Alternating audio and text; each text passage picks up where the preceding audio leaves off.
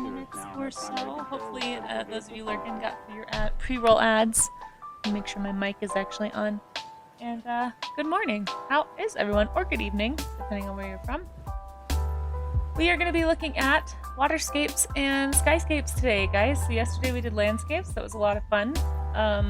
These are the ones I've chosen very, very quickly. There was way too many to pick from. But I wanted to focus on things that I feel like I need to work on in water effects specifically.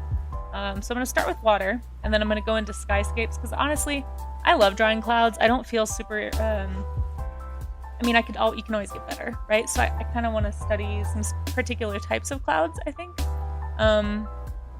Like there's some types I don't draw a lot, like really high, icy, feathery clouds. I'd like to learn how to paint those a little bit better. Yeah, we're gonna start with water, because there's so many forms of water, right? Like there's ice, there's obviously clouds, which we'll get to later, there's the liquid water, but there's also like ripples and bubbles, and what are those things called? Shoot, I wrote it down yesterday. What is it called? When those reflections you get on the bottom of the water when you see the ripples, like kind of the water refracting through. It starts with a C. Hold on, I think I pinned something that had it in there.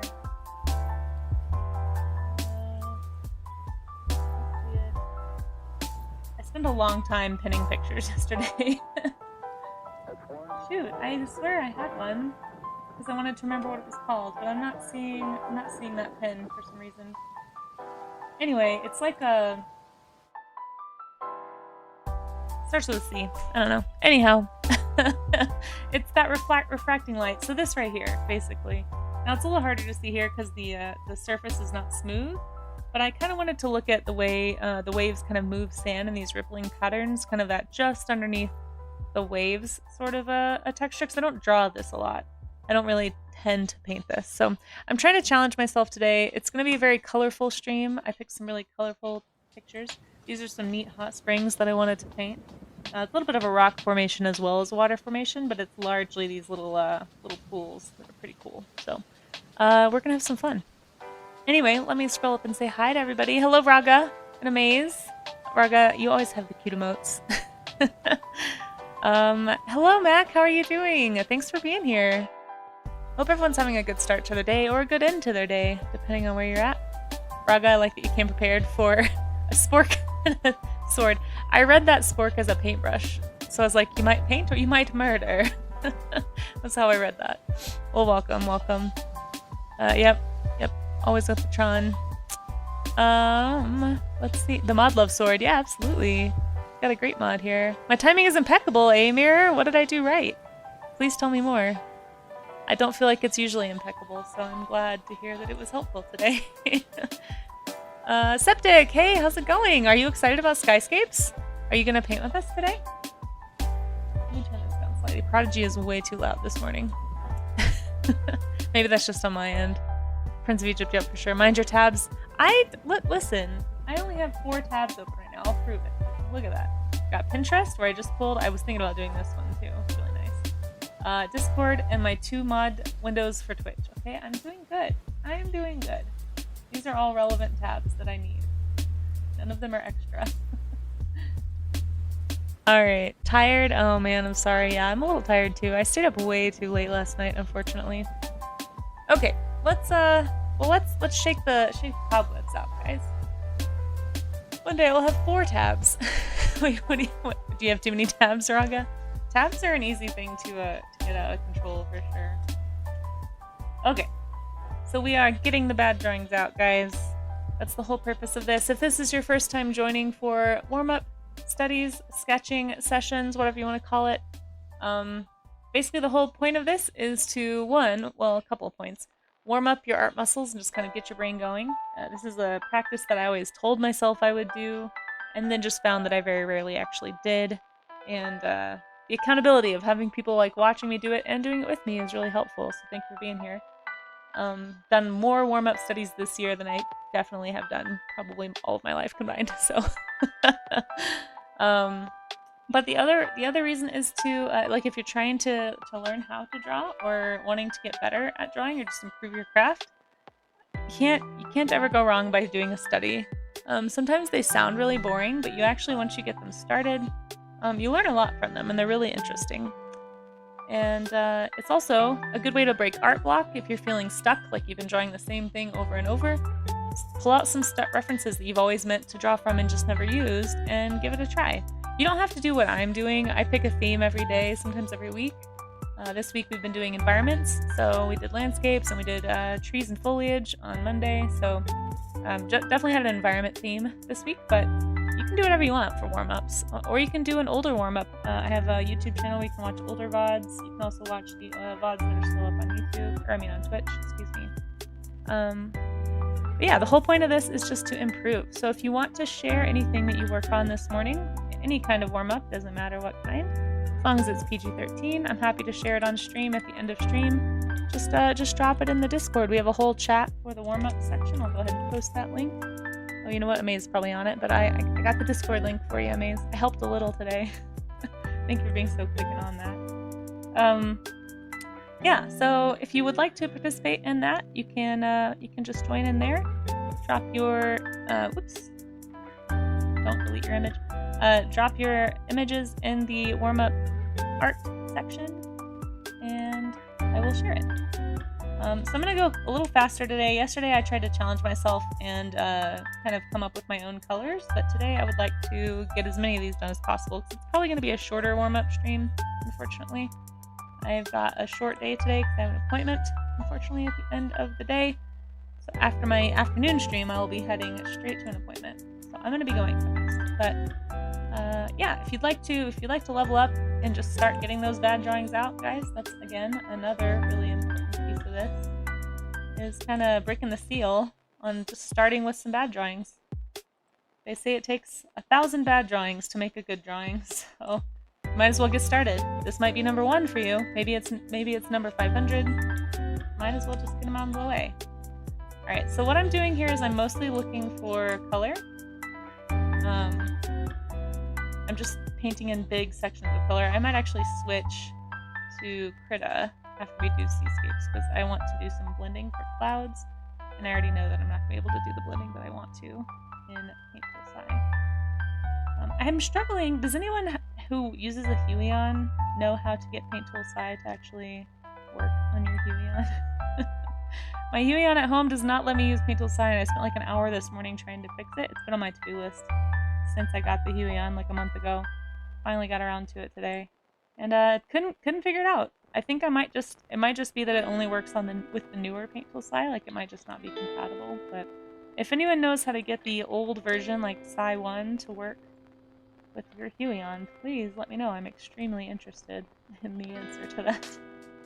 It is one of my favorite quick sketching programs. It's just got a really nice ink brush that I super enjoy. Oh, thank you. I have a nice point of view on art. Well, I hope everybody feels like they can at least try. And if this is too intimidating, honestly, just go pick your favorite animal. Go find a reference picture of your favorite animal. You can click the link at the top of chat, and I've literally got probably almost every animal on that Pinterest board, or at least something in its family pretty closely related to it.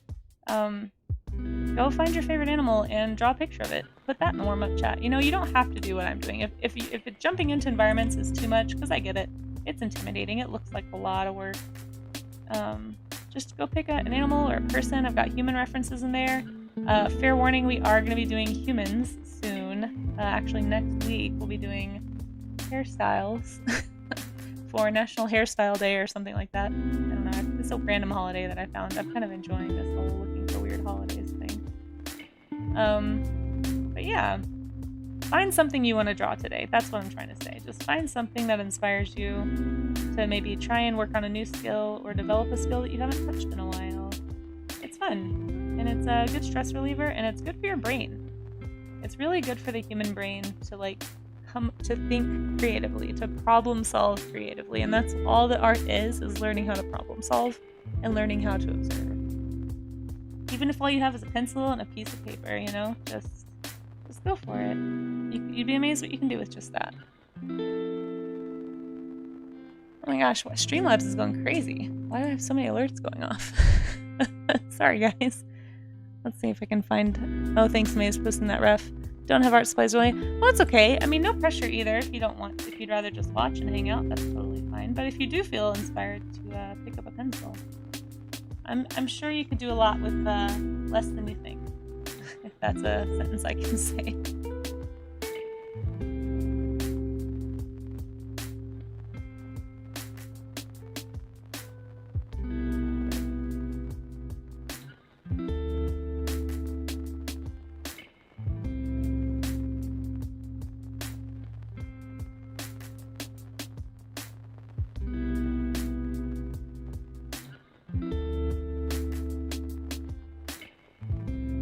More options here.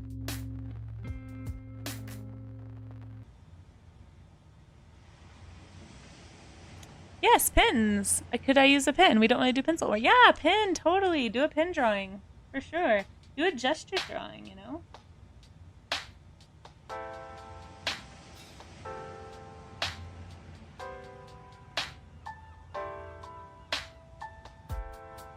Yeah, I can't get Paint Tool Size Blend Tool to really work the way I want it to, but that's okay. So I'm just blending this stuff in to kind of get those color spots. I'm going to be doing a quick check to see if I got my colors in generally the right places, which it does not look like I really did, but we're just going to move on with it.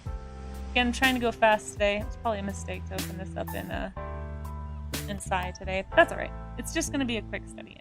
In fact, let's just zoom out slightly so that I'm less tempted to get all finicky and nitpicky.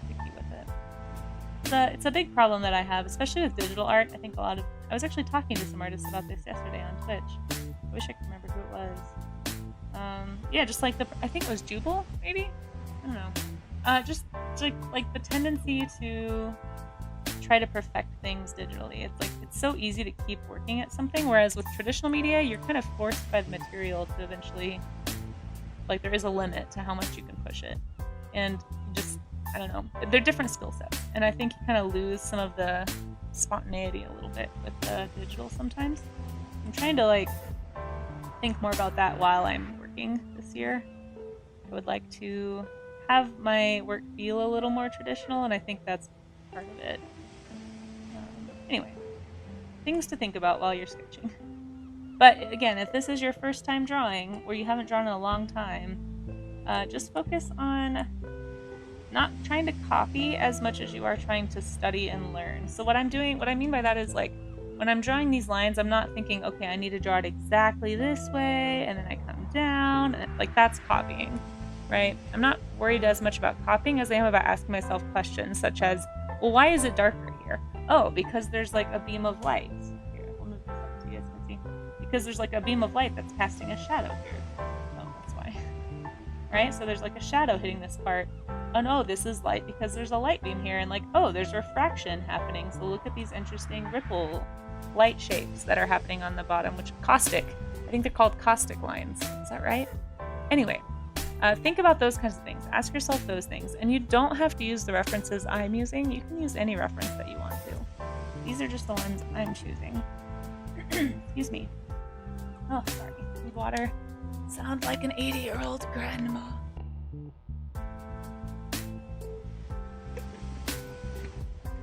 Continue drawing from last night? Yeah, go for it.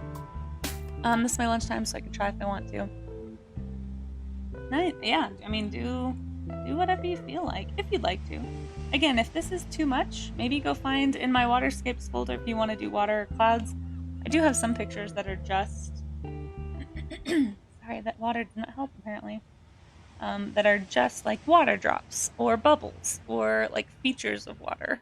Or features of clouds, if that's too much to do a whole entire environment.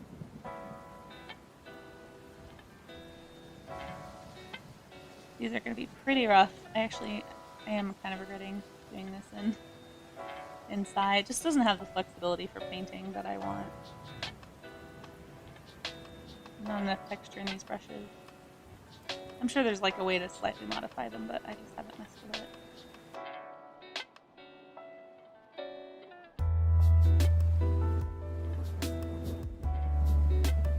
Using only one brush for these. Ooh, I like that. That's a fun challenge. Sometimes that's a good way to also get you really familiar with how a brush works. That's how I've found some of my favorite brushes, actually. how I found the drift brush. Was I got a new brush set and I was like, okay, I'm just gonna use each one of these brushes to do their whole, like their own painting. The whole brush is just the only one I'm using. And when I got to the drift brush, I was like, oh, I really like the way this, really like how this feels for me. So I stuck with it. And now it's definitely one of my favorites. In fact, it is the reason that I still use Photoshop primarily. Well, that and a few functionality things with friends.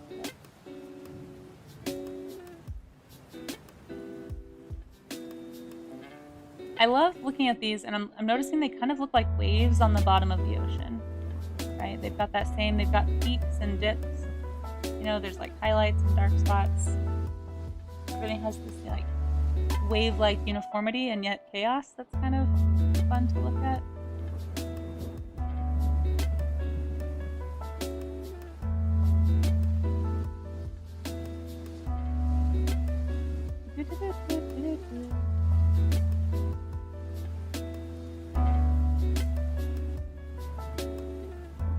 Let's see.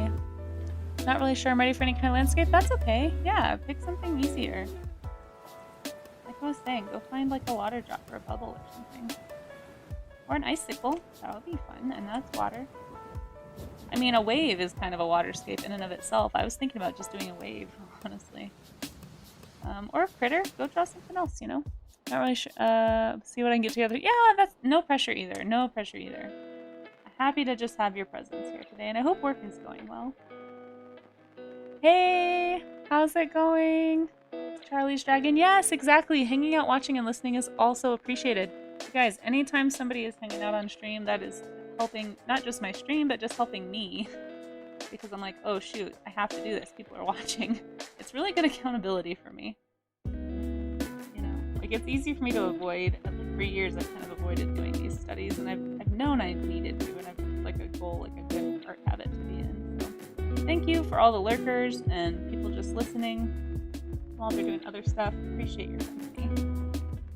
Happy and honored that you would let me into your space, wherever that is today. Let me ramble at you about art. And you know, you can study by osmosis, right? Just hearing somebody talk about some of this stuff can help you as you know, the next time you look at a puddle, you might look at it differently. You might actually stop for a second and actually analyze it slightly, like, why is that beautiful? Or why is that ripple doing that? Like, what's causing these things? Just those kinds of questions are what make you train your observation eye and become a better artist. So, and a better writer, and just a better scientist, like all that stuff is all very, question asking is never bad, right? Always a good thing.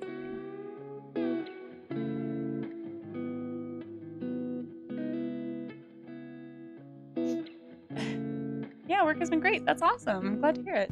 Looks like we have an ad break coming up in a minute, so it's a good time to do a little stretch break. Thank you, Streamlabs, for the reminder. Also, some water.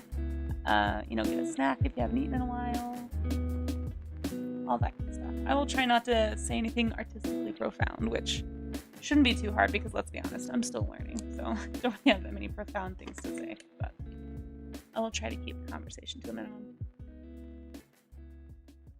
So that those without subs don't miss anything. If you are an Amazon Prime user, though, if you're new to Twitch, or if you just didn't know this, you can sub for free. Well, it's no cost to you. It's a cost to Amazon, but they will give you a free Twitch Prime sub. I think there's a thing. Let me know, actually. Does anyone see like a little crown widget on the screen? I can't ever see it. So I don't know where it is. I tried to put it in like an unobtrusive place, but there's like a little button you can click now on the screen that says Prime sub, like free Prime sub. You just like sign into your Amazon account and then you can do it. You can't do it on mobile. Got it. Bummer. But does anyone who's not on mobile see what I'm talking about? I just want to make sure it's not in the way. Like if it's in the way or if it pops up awkwardly, please tell me. I definitely don't want it to be an awkward thing. You can see the widget, okay, but it's not like right on my face or something, like right in the middle of the art. I tried to put it like on the corner. Okay, thank you, Charlie's Dragon. I appreciate that. I'm trying to remember if I have a Prime command. Nope. Sub? Nope. There it is. I should probably change that command to Prime. So if anyone would like to use that, you can also do that, but no pressure either. I know there's a lot of streamers out there.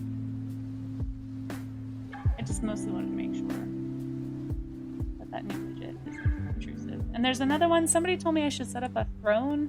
I've never used it. I think it's just like a gift list thing, but just let me know if any of the widgets that I add are ever in the way, guys. I'm still kind of tweaking my stream setup. I don't really know how I want it to be. Still like taking notes from other streamers. So if I ever change something that is just terrible for you on the user end, please, please, please let me know. I really don't want this to be a bad or an awkward or advertisement heavy stream. I was kind of thinking the other day how Twitch reminds me a little bit of like, at least on the art side, have you guys ever been to like a dock or something, or like on a pier or just like along a beach, and there's always like these people set up with easels every like 20 yards, and they're just like painting caricatures or doing plein air, and they have like a little tip jar. Like I feel like Twitch is the internet version of that. Does anyone else feel like that? Like I feel a little bit like a busker. Like not a lot, but just it's just weird, and I don't love that. Like I don't want to just seem like I'm begging for anything. So just sorry to ramble. Just let me know. I have been adjusting things, but that thought made me laugh the other day. We're all just sitting on the Twitch pier. Just like some people are singing and some people are drawing and some people are playing video games. I don't know. It's just funny. You used to live on the boardwalk. You know exactly what I'm talking about. Okay, great. Yeah. Okay, thanks, Mira. I appreciate that. But isn't that kind of the vibe that you get from Twitch sometimes, or is that just me? Like we're all just a bunch of Twitch buskers, just sitting on the pier, peddling our wares, or maybe a convention is a better analogy.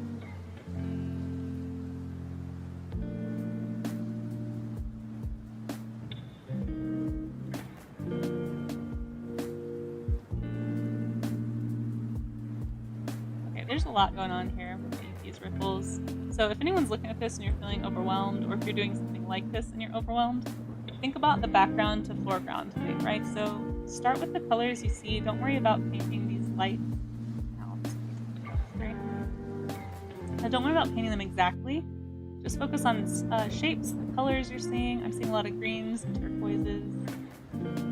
Kind of paint those in. Ow, cool, painful. Why? Why?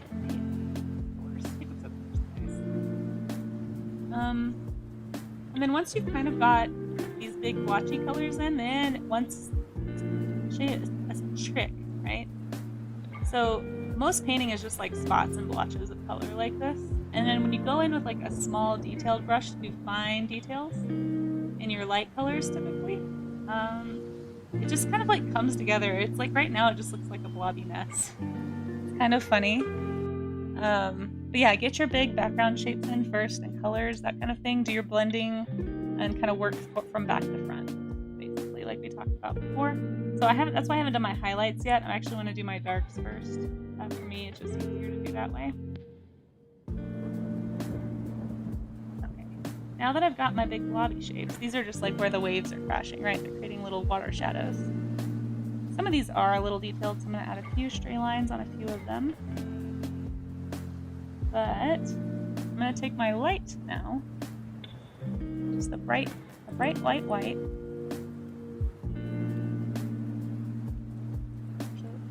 Just a little bit more.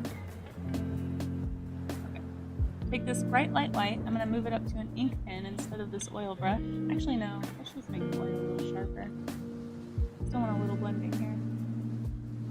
And I'm going to start adding in these little details. I see some bubbles caught in the light here. I see these little rays kind of sticking out of the water. I see parts of the water that have these little lines, right? Like little curves. I'm kind of following the lines that I already have. One of them is a little bit lighter blue, so I might switch from a bright white to a light blue. But as you start adding in these little like highlights, it's kind of weird, but it just kind of suddenly comes together about, I don't know, just like as you start adding these details. I think part of it is you're kind of tricking the eye into paying closer attention to small things and kind of letting the blurry things kind of fade into the background, you know? Like just by adding a few sharp lines against all these blurry ones, you'll find that if you could just push through the ugly part, where it's like, wow, this looks like a big mess, and just like get to the part with the details, it's just like, oh, suddenly this makes sense and looks like anything. That's weird. When did that happen? There's been many times when I've been painting and I'm like about to give up on a painting. So I'm like, this looks like a sloppy mess. And then you get to the detail part and you're like, oh, well, okay, I guess it does work, sort of. It's weird. It's weird how that works. Big shapes to small shapes to details. Exactly, yeah. 100%. But again, if you're not wanting to do a landscape or an environment just yet, if that's too overwhelming, feel free to try something else. Or if you want to do more landscapes, if you didn't get enough of that yesterday, feel free. Like I said, I will show any warm-ups that are posted in the warm-up art section. I would prefer if we stick to warm-ups in that section, just because I want to encourage others to be doing warm-up sketches. If you are working on more artwork, I'm thinking about making a works in progress channel. Would people be interested in that? Just a place to share work as you're working on it and then get feedback on that? Let me know.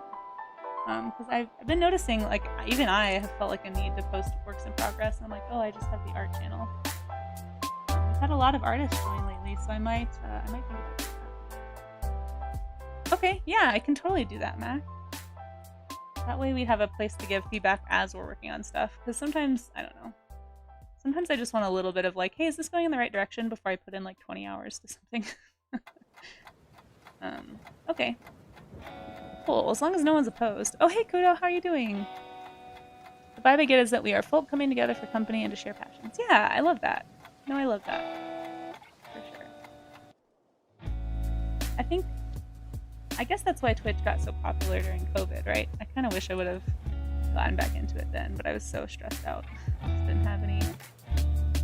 did not have any bandwidth for Twitch in any way. But yeah, like just the idea of like you're not by yourself and you can work with someone, right? Even though you're working from home or in a isolated cubicle somewhere, or maybe you work the night shift and you're just kind of like bored and lonely and want to hear another human voice. It's just nice to have. And it's cool that anybody would want me to be a part of that. So thank you for letting me be a part.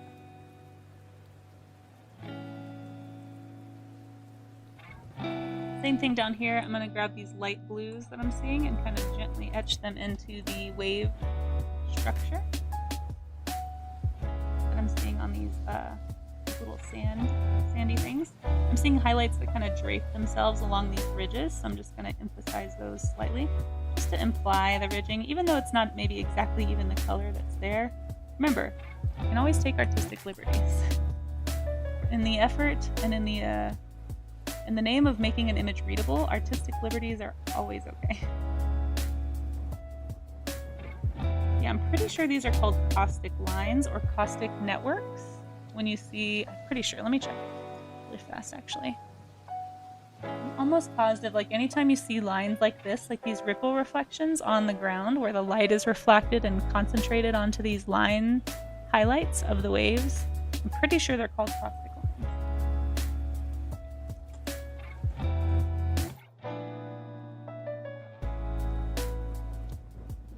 Yeah, they're called caustic. Yeah, caustic networks, caustic reflections. Yeah, this is caustics. Very cool. And you can see the science of it if you'd like to. But yeah, here's a really nice one in a bottom of a pool. Right, so there's all kinds of ways these things can show up. You're attempting a wave. Nice, nice. I kind of wanted to do a wave too. We'll see if I make it to clouds. I'm trying to go fast after mine myself. I don't want to spend too much time on this one, so I think I'm going to move ahead. Even though I'm not totally done with it. I could definitely work on it some more, but I think I learned what I needed to learn out of this. And remember, that's the whole point, is like, do you feel like you learned something from your drawing? If you feel like you learned something and you can remember what you've learned for the next time you go to draw this, then oops, sorry, didn't mean to hit the mic. Then you were successful, you know? Like, that's the whole point. I think somebody was pointing out to me, I think I mentioned this yesterday, but somebody was pointing out to me how some people can like copy artwork exactly their entire lives and never actually get better at drawing.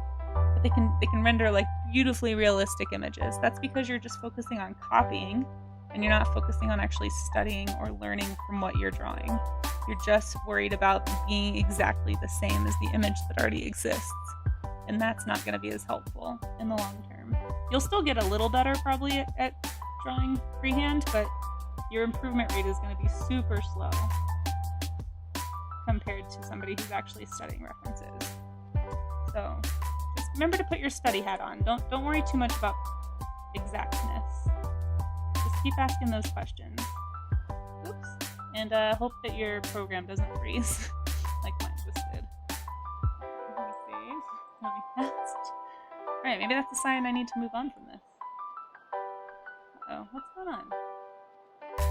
Did you save? Let's save one more time. Oh, it won't let me. Okay, I did save. Perfect. I might need to back up some files.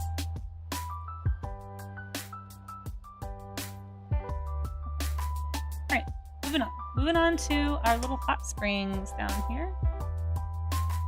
Just a little bit. And I did drop my references in Discord if anybody wants to use these exact ones. You most certainly do not have to. But you can find the ones I'm using in my Pinterest or on Discord.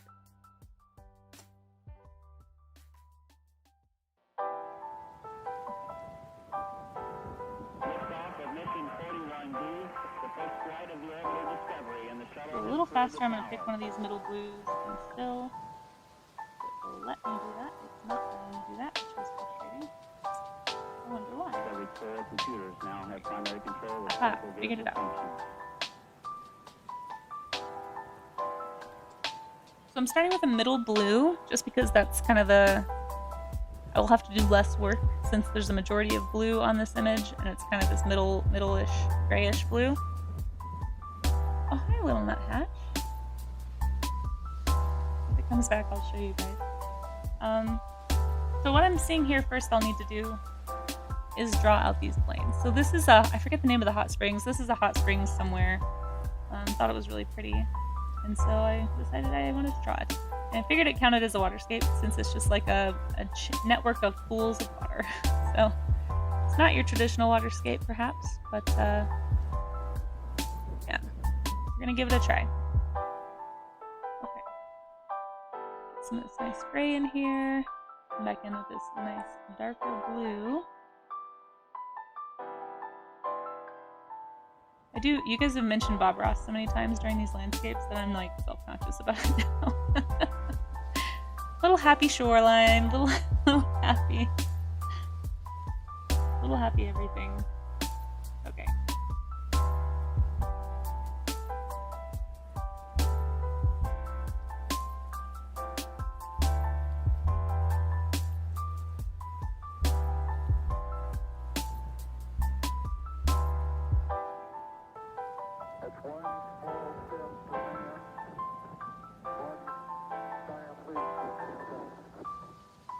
I'm doing alright, Kudo. I can't remember if I answered your question right already, but thank you for asking.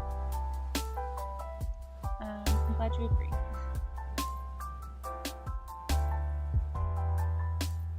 You remember your painting professor disliking Bob Ross. Ooh. I mean, he's not the... So Bob Ross is teaching, like, the basics of painting. He's like a fundamentals guy. He's not teaching necessarily how to be a painter. He's teaching you how to paint, if that makes sense. So I can see like a professor being kind of like poo-pooing of Bob Ross because it's so basic, right? It's not actually like being innovative. He's teaching you a very specific set of skills and how to do things in a very specific way to make a painting quickly. But I still think there's value there, you know? I doubt he disliked him as a person. Well, I don't know, maybe. I don't know your professor. Some people are snooty like that. But I imagine, I can definitely see like an art, like a highbrow art professor not liking Bob. Like, that doesn't surprise me necessarily, I guess I should say. Alright, I'm noticing kind of a fade in the water, in the color of it. So I'm actually gonna bring in more of these lighter blues down here. Let that blue stay. because as we're getting away, like as the water is receding into the distance, we're actually getting some shadow from this mountain or whatever that's over here, so that's why the blue is darker on that side. And it's also just like the way that the light from the sun is kind of refracting from the angle that the photograph is taken. So yeah, if we were to see more in the background even back here, they'd probably be an even darker blue. Just something to keep in mind. Again, we have to ask ourselves questions. We're not trying to copy the exact blue. We're trying to say, why is it this kind of blue? You know? Like, why is that gray there? Or why is it making that shape? That is how you become a more skilled artist. And really a more skilled observer, which will make you a more skilled artist. So remember, the whole purpose of this is to train your observation eye. The whole reason we're doing any of it. That's what makes a good artist. Art is not an inborn ability. It's not like a magical talent bestowed upon you at birth, like so many people act like. With good intentions. I'm not like poo-pooing that mentality. I just think it's a little misguided and a little bit... You're underselling what you could be capable of by saying, oh, I just can't do that. Well, it's like, well, you could. You just haven't started. You just have to decide you want to, and then you can. It's definitely a skill.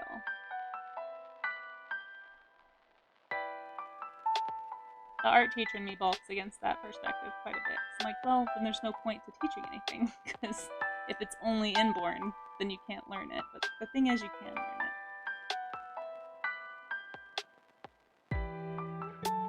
Ever even copied the... Wait, hold on. Oh, hey, Charzia, how you doing? Good to see you. Had a classmate that was a huge Bob Ross fan. Aw, was able to paint exactly like him and even got an afro to emulate him. That's adorable. I had a friend in high school that was a big Bob Ross fan. I actually... How did I tell her this? I haven't talked to her in a long time. She made a little, like, Bob Ross bookmark thing that I still have and still use. I probably should have laminated it because it's, like, a little tattered at this point. Still use it. Got my little Bob Ross bookmark. Like a little waterfall, you know, because he was always like, use the flat brush to drag the white over the blue, and like that's how you make a waterfall, you know. It's very like, it reminds me a lot of how I would teach art when we were doing stuff in elementary school. Like it's very motor skill, muscle memory, like here's how you make these types of textures. And just kind of having them follow along with you as opposed to encouraging people to like make their own things. And that's probably why that professor wasn't super fond. It's not the highest level order of painting, but that doesn't mean it doesn't have value.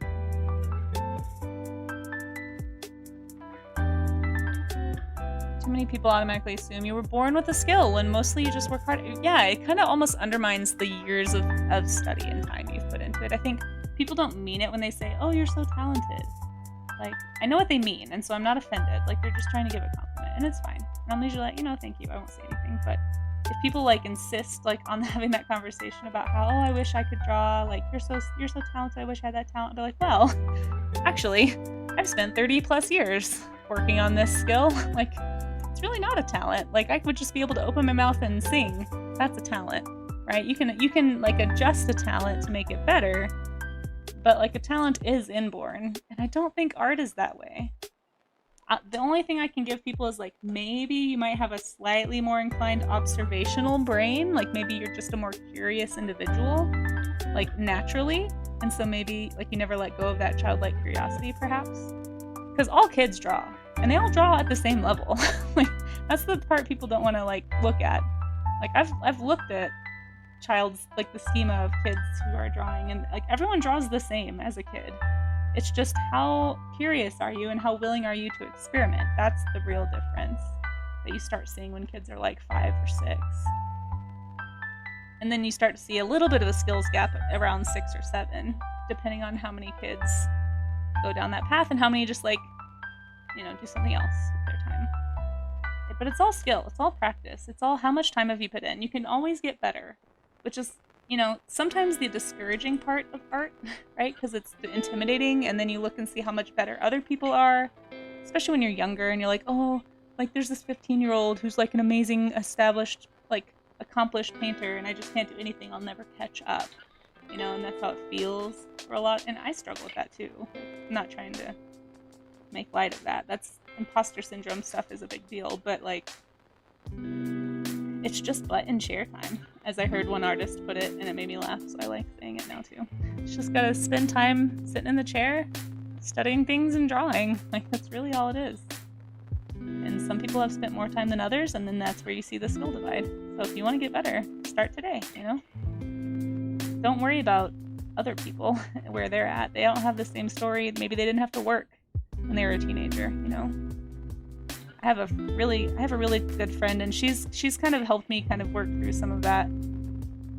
She's a really accomplished artist, but her parents paid for everything. Like, and I mean, my parents definitely helped me out too. I'm not like I'm saying I didn't like scrappily work for everything, but I had a full-time job in college. Like, I was trying to do other things. I was teaching. You know, I don't know. Like, my parents were very supportive, but she definitely had a leg up in the area where she just never was expected to do anything other than what she wanted to do, essentially. Like, there weren't even really that many, I don't think, at-home responsibilities. I think they had like a house cleaner, you know, like all kinds of stuff. And so it just like just got to spend literally all the time that she wanted to, honing this skill set from a pretty young age. Didn't have to work through college. Parents, you know, paid for room and board, paid for school, all that stuff. So like, everyone has a different story, right? It's not fair to compare yourself to other people who maybe had different opportunities than you did. Anyway, because it's very easy to compare yourself to people who you feel like are way ahead of you, especially in the world of social media, right? Just trying to encourage everybody not to do that as much as possible. I'm sure everyone knows not to do that, like on a logical level, but it's hard not to.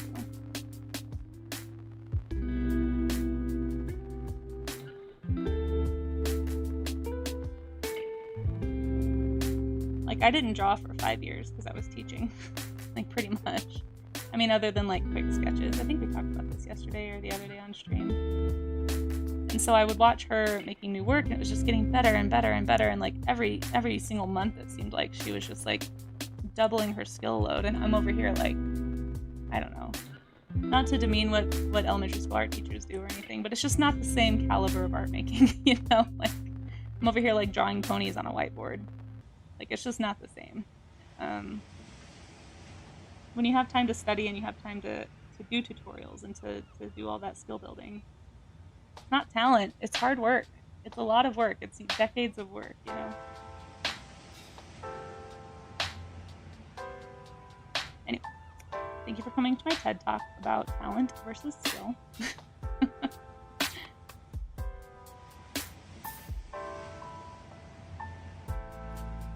Let's see.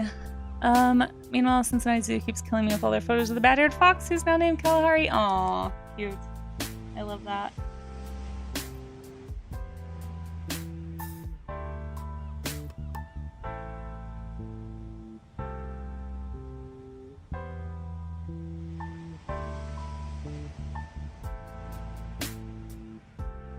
Yeah, exactly, Amaze. No, so the trick, I think, to all of it is when you get discouraged about like where you want to be versus where others are versus where you are, and you start to feel down, I think it's important to try and shift that mentality. The way I think of it is like, I want it to be a fire under me to like get me excited about how far I still can learn and what I can still accomplish because I'm at a low level and I want to be at a higher level. It's like exciting. It's like, okay, I can achieve that. Like, how do I get there? And like trying to have it be like a fire that keeps me moving forward because I'm excited, versus like this heavy weight over me, which is how it felt like for a really long time. Just like, oh, I'll never catch up. Like, I'll never, like this very negative self-talk, kind of like, oh, I have so far to go, you know, like instead of the positive, like, wow, look at what could be done, you know. Anyway, it's a very slight shift in the mentality, but I think it's really important. And and like Amay says, it keeps you humble, for sure. If that's a struggle, it definitely it'll keep you from becoming a self-righteous know-it-all. Like, well, I clearly don't know everything, so okay, I'm gonna get a little more broad with these strokes here.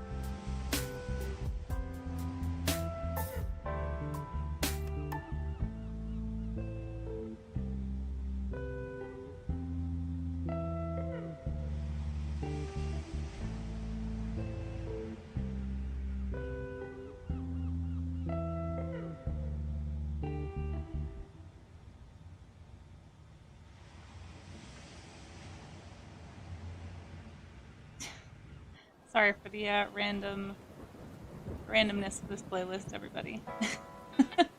Welcome to the tracks that play in my brain rent-free. This is one of them. There's always some people who will naturally have a keener eye to start or steady your hand. Sure, yeah, there are some things. I'll grant you that. There's some things that are going to be inherent to just what your body can do. But there's also people who paint with their mouths. Like, you know what I mean? Like, your ability to observe is only limited by your tenacity to study, you know? Yeah. So I believe everyone can do it. You just have to want to, and you have to put in the time. For sure. Even if you're starting from different levels, exactly. Yeah.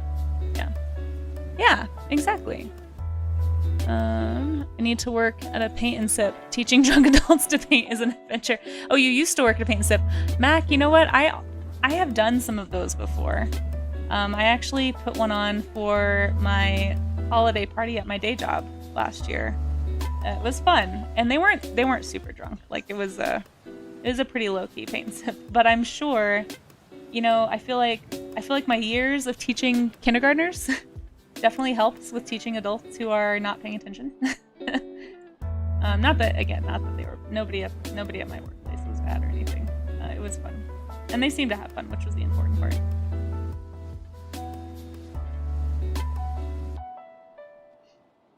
But I thought about doing that as a day job. It would be kind of fun. Plus, it's nice to have access to just have art materials. The problem with me is I get off topic quickly. Like, I tend to want to like stray and experiment, and I tend to like when I was teaching, I would do my little teacher example, and I'd like show them how, and then I kind of set them loose to do it. And then while I'd be working on my own, I would just start like, you know, adding. And I get bored. I'd want to add something. I don't want to just do like the same repetitive draw after me sort of stuff.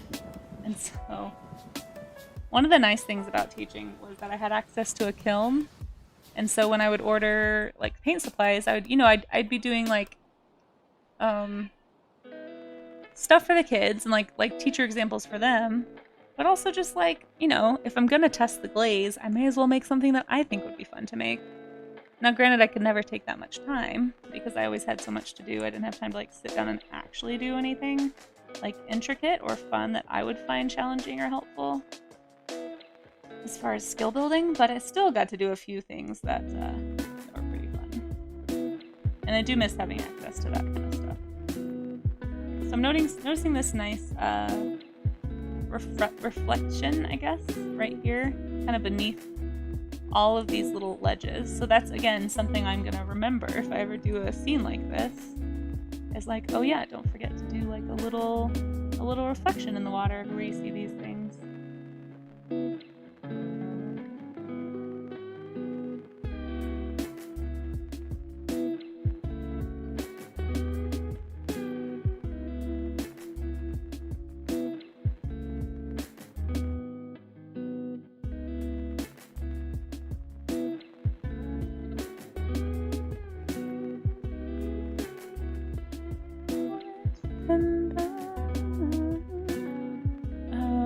Killing me with cuteness. Oh, your first one's done. Nice. Once you became a parent, the feeling of comparison intensified. Comparing your housekeeping or your parenting, whatever. Oof.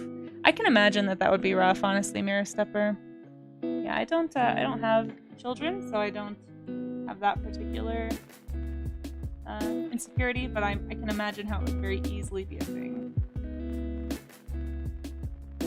And it feels like even if you're not trying to, you can still partake in that kind of a comparison mentality, right?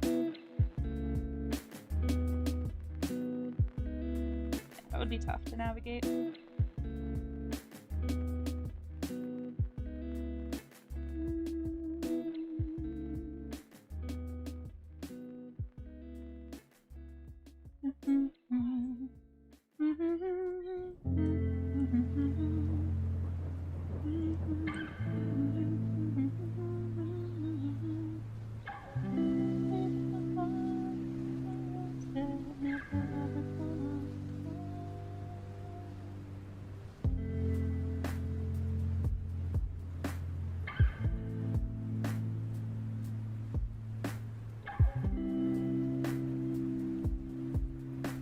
There we go. I think I'm done with this one.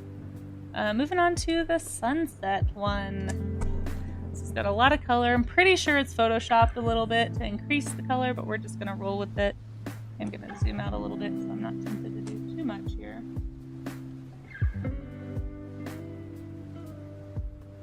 Oh, actually, let's do it over here. Then I can have all my studies next to each other.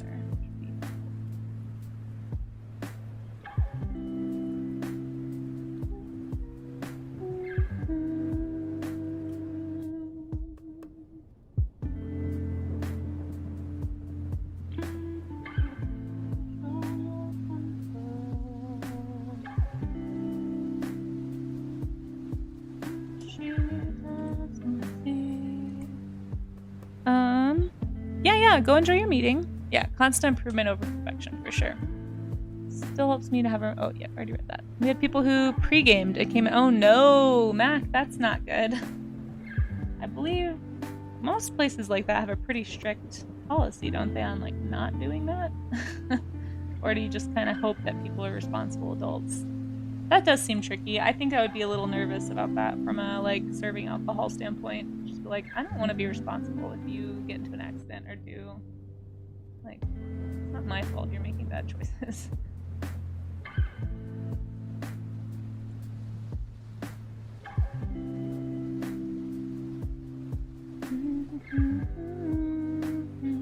Oh yeah, it is almost 11, so I'm going to go fast with this one. I'm going to open up Krita to do a few others.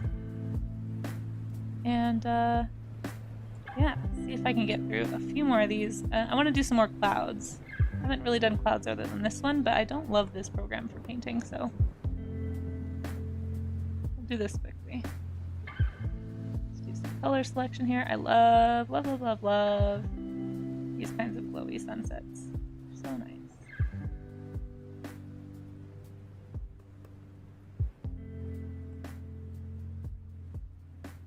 And there's a really nice way you can use like an overlay layer to kind of get this same effect with this sunbeam coming straight up, but we're going to go ahead and just paint it in. There are faster ways to do it for sure. So just keep that. A little bit of my own color blending here really fast. That's not correct.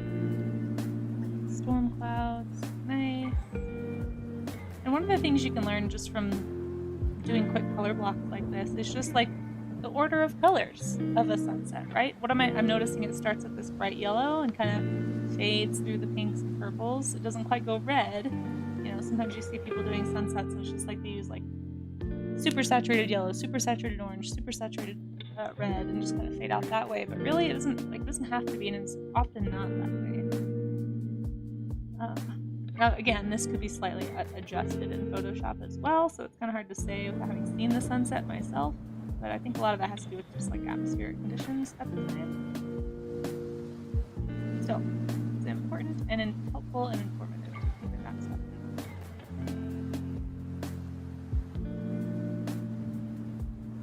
And also how these like little clouds right below the sun sort of have this, they go back to orange and even purple a little bit.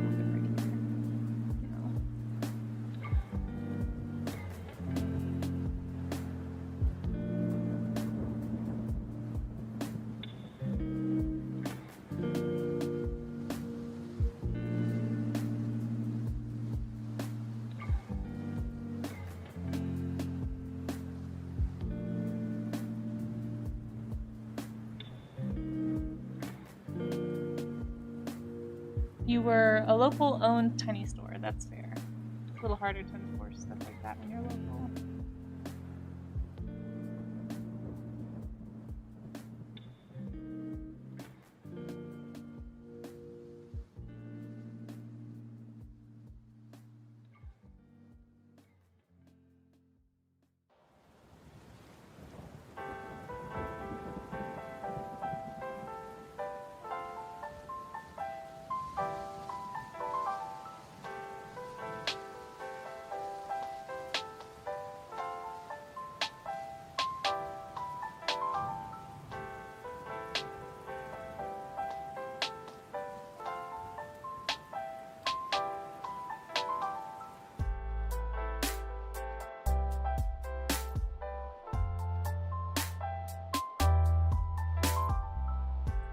So we see a wave here. I'm going to draw that dark ridge of the wave, and you can see parts of it breaking. The breaks tend to come on the edge of the water, which is important to note. You get that darker, deeper blue kind of on the inside. But you still see these little tiny like foam, like sea foam bits, right? So we're going to add those more at the end. But I'm just kind of pointing them out here to like help anybody who's trying to structure a wave. This is how I think of waves.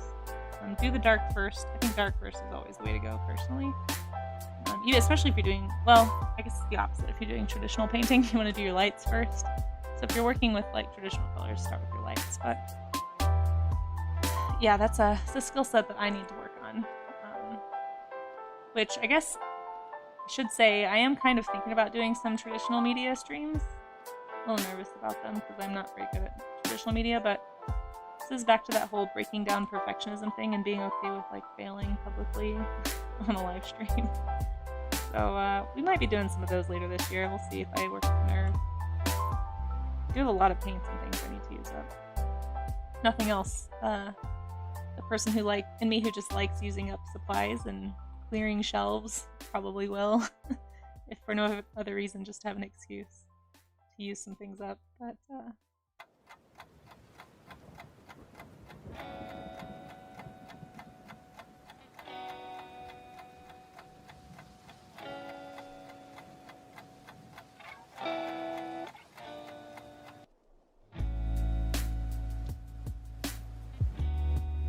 you'll notice, like back here, I'm not doing a ton of detail, but just these little bits of seafoam that you can see in the distance imply enough about the wave that you get the idea.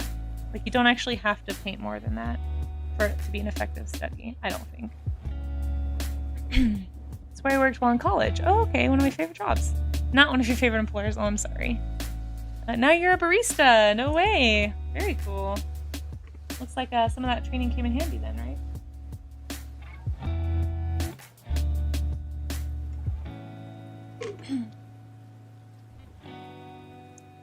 I have done some of those things in my past, in my career. I have a little bit of experience with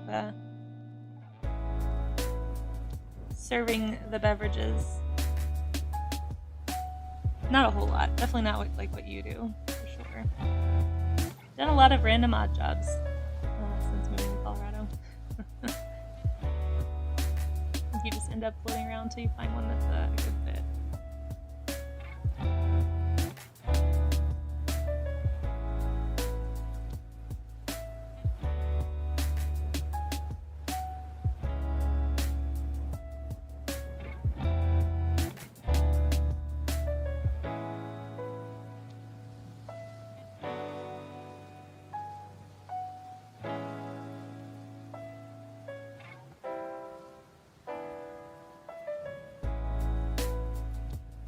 You like being a barista? Is that something that's fun for you, or?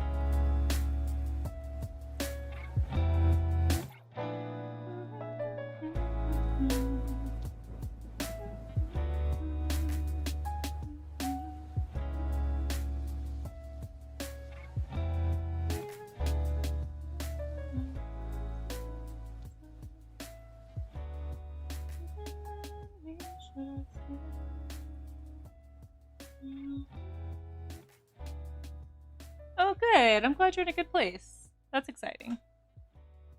Alright, I'm gonna see if I can do a little bit of blending in here, just to kind of get these to mix slightly. And then I'm gonna go back in and do the white details thing that we talked about last time, where you basically take a small pen or a small brush and just sort of add in those highlights. It's gonna make it all kind of come together, and then we'll move on to clouds. I'll do at least one cloud picture. We'll see if I have time for more.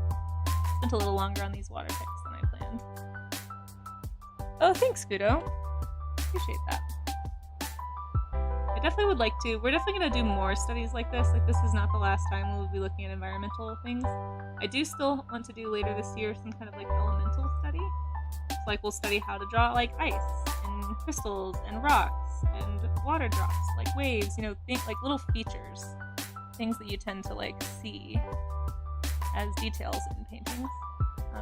They can really help bring a piece to life, give some points of interest. So we'll be doing more things like this. This is not the last time. But of course, anyone is always welcome to do any kind of study if they would like to. I'd love to see them in the warm-up study chat area.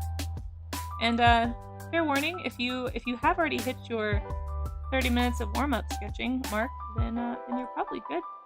And congrats. If you'd like to share what you made, you can drop those again in the Discord chat, and I will show those at the end of stream. And if you're working on one from a past warm-up stream, feel free to share those as well. It does not have to be on topic with what I'm doing today. I just ask that it is a warm-up sketch.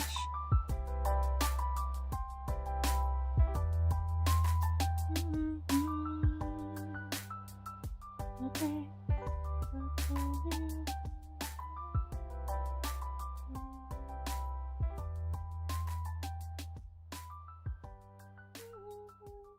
So basically I'm looking at those caustic lines, right? Like those marks that we're seeing. You're seeing a lot of those same types of ripple patterns on the seafoam and on the waves, and that's because they're all caused by the same movement of the same waters, right? So I'm kind of moving that same sort of like honeycombed webbing sort of a pattern. I am looking at the shapes that I'm seeing for sure, but I'm trying to keep in mind why they are that way. It helps me know kind of where to put my pen next. Yeah. I'm certainly not the best person at this. Like, I am learning right now, so almost maybe I should call these streams Watch Me Learn.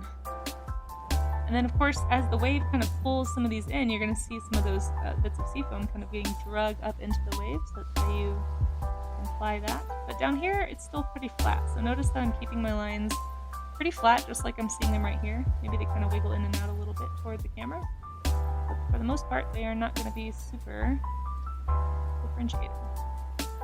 And of course, we have this lovely foamy sea line right here coming up on the beach. Parts of it are going to be darker, parts are going to be thicker, thinner.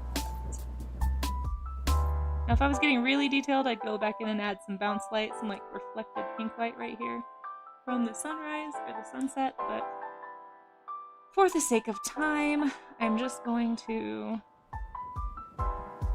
move on, I think. I think I got the idea across. I feel successful here with my study. Do a bit of blending in here. I wish I could have had more time to spend on these clouds.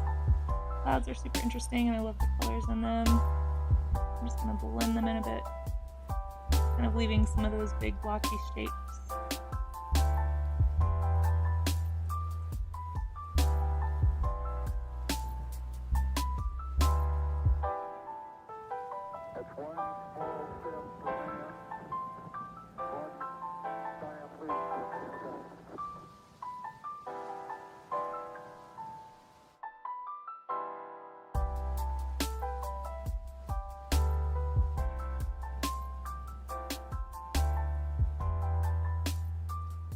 Yeah, if I had more time, I would probably do more with this. But let's move on to, I guess it's kind of a cloudscape. I didn't really get to do the level of detail I wanted. We're going to go find a good cloud. I'm going to take a little stretch break while I do so. If you've been drawing this whole time and have not stretched, this is your reminder that you don't want to get carpal tunnel. So you should pause just for a second. You can still look at your piece. It's always a good idea to step back anyway and take a good look. It is Rise Against, yes, indeed. Big band back in the day. I don't know if they still play even.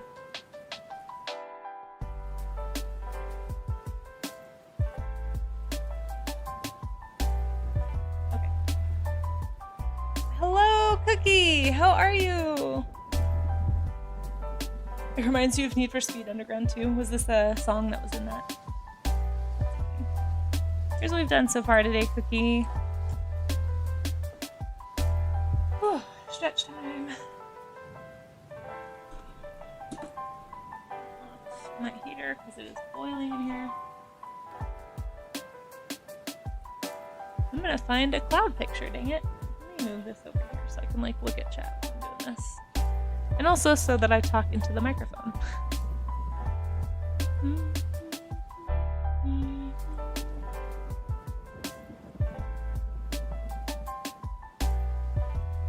How are you doing, Cookie? You said you're doing great.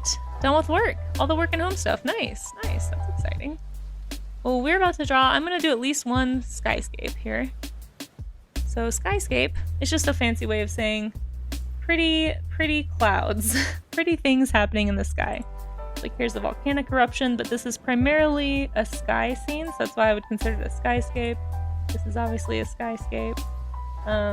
There's so many cool, I love this, might do this one. You get a lot of skyscapes when you're up flying. You can see some really nice shapes above the clouds that you don't normally get to see. But yeah, I would consider all of these good, like this right here is what I'm talking about. You can see all kinds of neat anvil clouds forming, just a nice view. So if anyone is interested in drawing a skyscape, you can check out, ooh, I like this one. That's nice. Nice little volcanic eruption back there. Lots of mammatus clouds for some reason. Ooh, I like this one. That might be a painting. I think this is a painting. I don't think that's actually a photo, but it's beautiful and I really want to study it. Anyway, some of these are pretty old references. But we're about to do pick a skyscape. Ooh, here's a nice one from Hurricane Katrina's eye wall. I remember seeing these pictures when Hurricane Katrina was happening. Crazy. Shoot, what do we want to do? This is a good study on cloud depth on this one. So many good options. Really nice light study here. Ooh, that's dramatic. I do like that a lot. You can see different types of clouds too. Storm clouds would be fun. Oh, there's so many options. I also have a weather section. The weather section on my Pinterest would probably be a good place to find skyscapes as well. We got a tornado. It's pretty neat. You know what? I think... Oh, I love the colors in this one.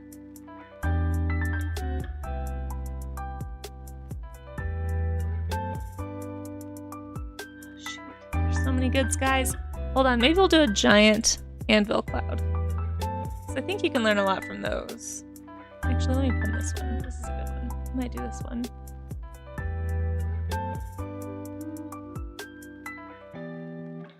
It's not too photo edited, it looks like. Pretty naturalist colors. You get a nice variety of lighting. I think we might do this one. Alright, let me try that. Let's do some painting. Hope you're all doing good. Yeah, I'm doing pretty well. Just, you know, start my day off with some sketching. I'm gonna try and get this one done in like 15 minutes, we'll see. I'm not very practiced with Krita, so this is still me learning this program, but, you know, I'll try, see what I do what I can.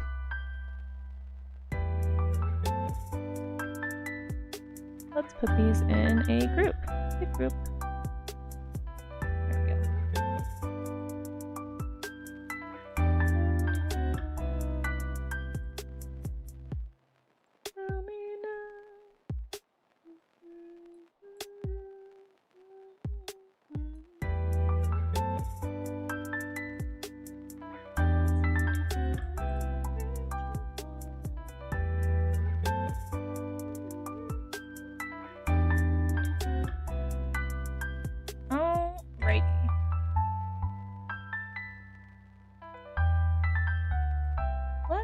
This is not Earth Day edition anymore. Let's erase that. It was just skyscapes. Oops. There we go. Okay.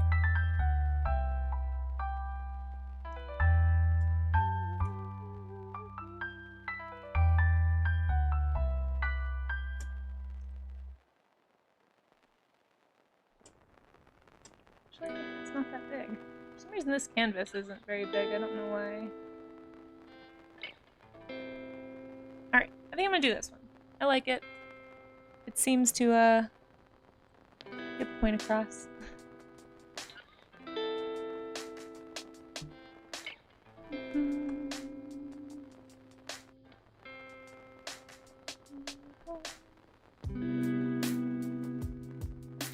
It was a wild time. Did you live through that? I guess you're way closer to the coast than I was. The Hurricane Katrina was just sort of something I watched on the news. It didn't really affect me. I think we had like some storms maybe in DFW, but not anything more extreme than we normally would have that time of year. Usually do this in the middle. Nope. Probably this one.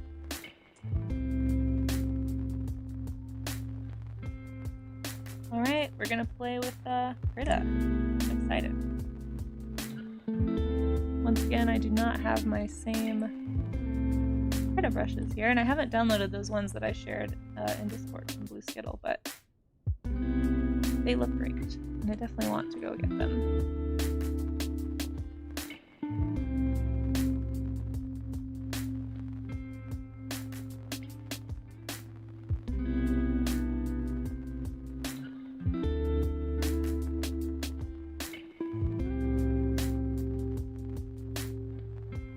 I am going to blend this in here in just a minute, but I want to get these colors in first.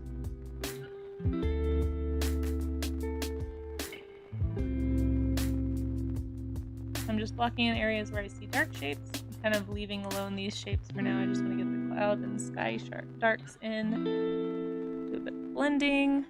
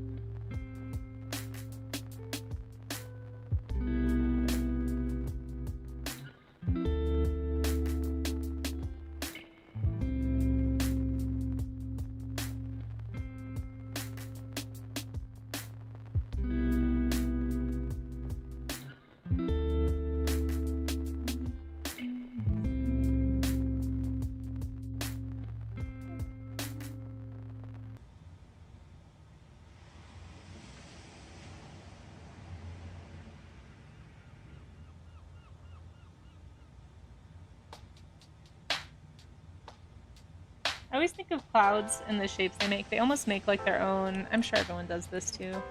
They always look like castles or mountains or like just things that look so solid, especially when they're big like this.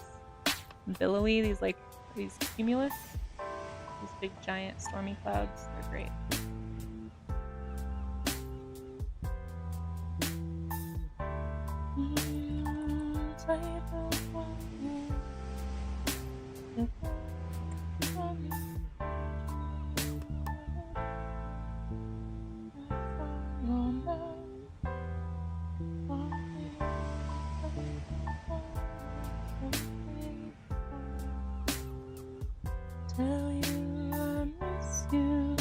Hey Bickman, how's it going? Good to see you. Thanks for popping in.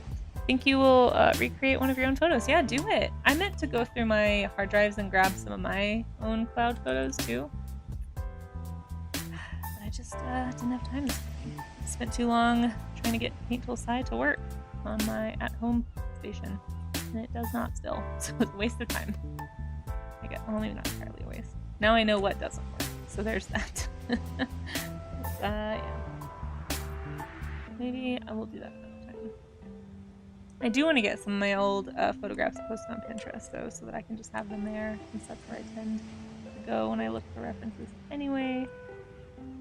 It's nice to get different ideas of what the sky can look like.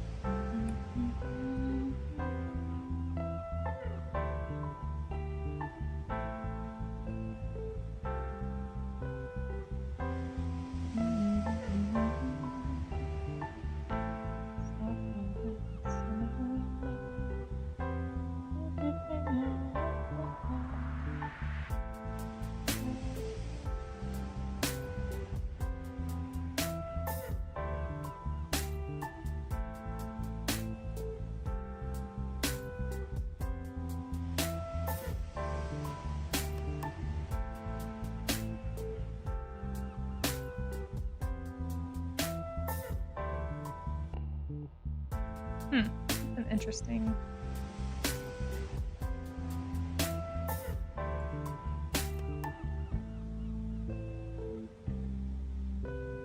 I'm not doing too bad, Dickman. Thanks for asking. Just sort of, you know, heating up some clouds like you do. Looking at skyscapes and waterscapes today, trying to learn some things.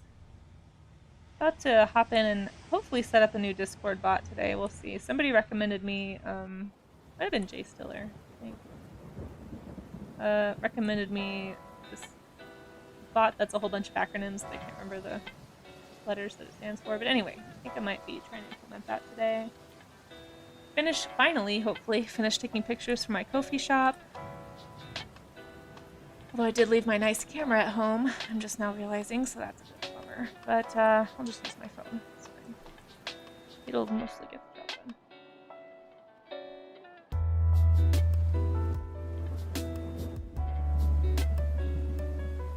Yeah, doing pretty good. Hoping to get a lot done. I have an appointment tonight that got pushed back a little bit, so hopefully it won't actually impact the stream this evening. I'll still be able to do a 2-hour stream at 4 p.m.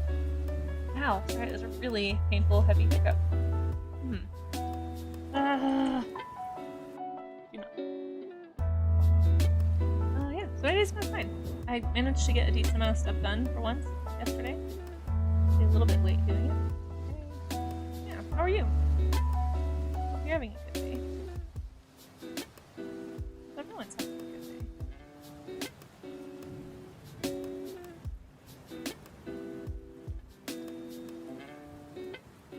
Try a different brush here. It's not quite giving me the effect that I'm wanting.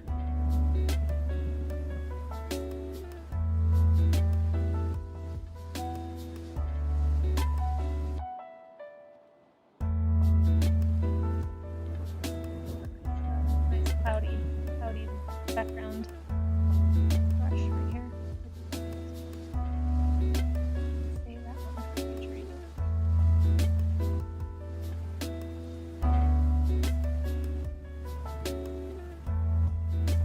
Much like in traditional media, a lot of the textures that you can get very much depend on the type of brush you're using, and I think this is a good one for clouds, for sure.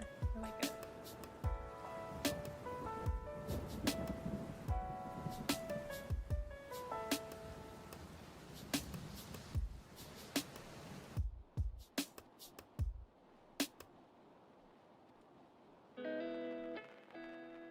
I love a good pressure-sensitive texture brush. It's a lifesaver. Makes things go so much better.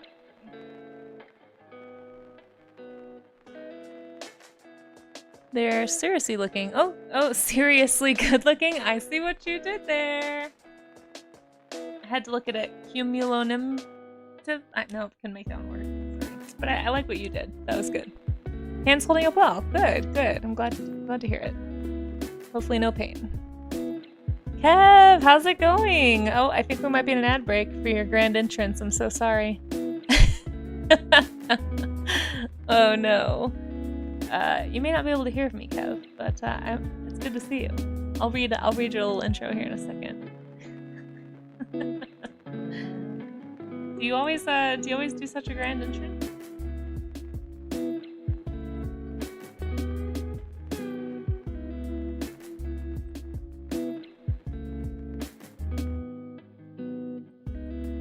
And then, of course, as always, thank you for those who stick through the ads. I know they're a pain, but they do help out.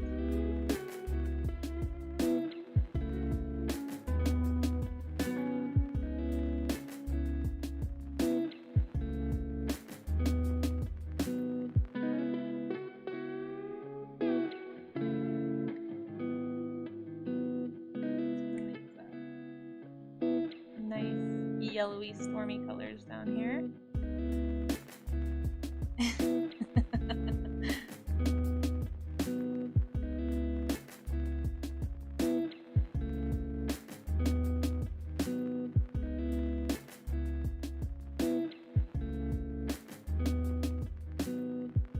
Find my brush that I like. This one.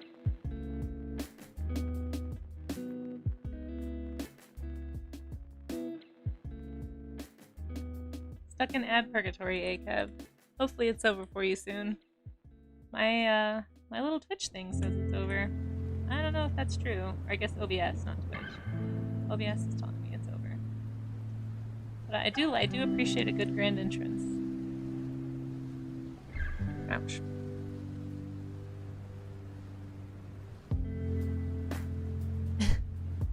Lights dim, spotlight turns on, focus on the closed curtain. Wow, you're really setting the stage here. On the edge of the seats. A series of small firecrackers. 'Tis the wonderful, whimsical, chaotic Kevin. Yes, indeed. We're so happy to have you, Kevin. How are you? Kevhan?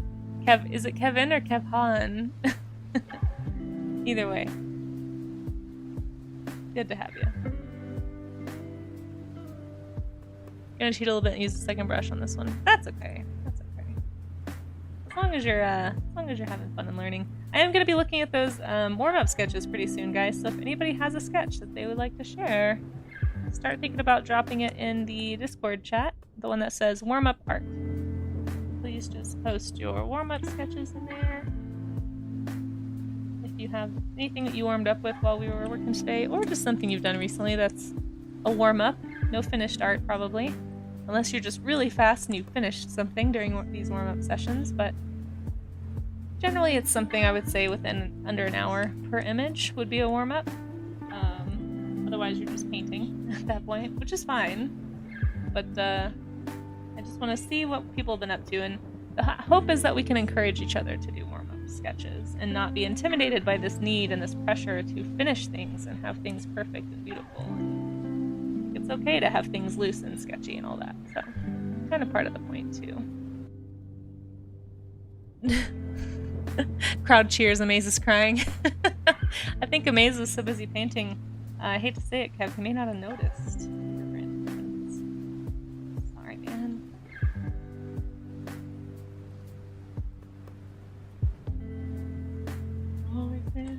Oh, I like this like greenish gray that's kind of glowing up from the underbelly of the cloud. You can see this nice yellow kind of breaking through in parts. It's really nice. Oh, he was impressed. Okay, good. Well, there you go. I have a nice oil brush you used for yours. Excellent. I'm excited to see it. Calling my wave done. Yeah, let's get them posted, guys. I'll be looking at them in just a few minutes. I'm going to try and quickly finish my cloud here. I may not get to all of it. Got your second one. Nice, nice. Well done. Excited to look at them. Get these, let me get this blended a little bit.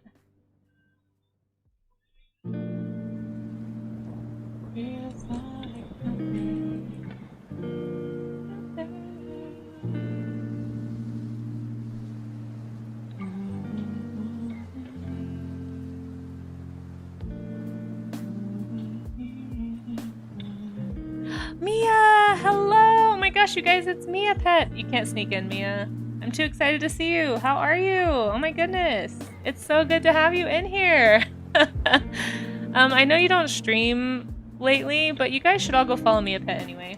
She's wonderful. She's one of the first people I met here on Twitch. And occasionally she does stream, and she may again someday. Who knows? So go give her a follow. She's an amazing artist. And just a really lovely person. Good to see you, Mia. We're all gonna tackle you. It's been forever. So good to see ya. Thanks for popping in. I know you're probably busy and you got all these kids to juggle, but feel free to let us know how you're doing.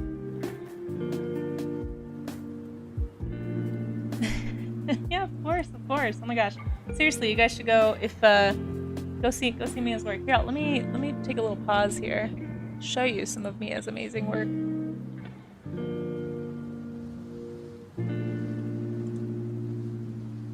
Oops, typed the wrong one. Hold on. I'm trying to get to your Instagram. No! Hold on. Why are you not showing up on my Instagram? There you go. Okay, I found it. This is Mia Pet. Anyway, look at how good she is, guys. Look at this amazing work. Look at this cool dinosaur. Look at this cool drawing. I mean, look. Amazing stuff. Really, really good artist. You guys should all go follow Mia Pet. She's awesome. And like I said, so much fun. She's working on this awesome comic that you guys should definitely check out. It's called Paradox Theorem. Here's a little time lapse of her working on a panel. She's amazing. I wish I could do comics like this. Like, my goal is to one day be able to be as solid at environments and settings and things as Mia is. Mia is so inspiring. You guys seriously need to go give her a follow. So, anyway. Not gonna embarrass you anymore, I don't think, Mia. Maybe a little more. Hold on. Look how cool they are! I'm not fangirling, you're fangirling. So good! Anyway, we miss seeing you around here, Mia. Hope you're doing well. Mia's got all the babies right now. Lovely lady, lovely kiddos. Keeping her busy, I'm sure. But you guys should all go give Mia a follow. Here's her Instagram if anyone wants to follow her for updates. Oops, copy. Come on, Firefox. Firefox does not like copy-paste for me for some reason. Anyway, that's Mia. All of her work is so great. I know. It's wonderful. Everyone go follow Mia.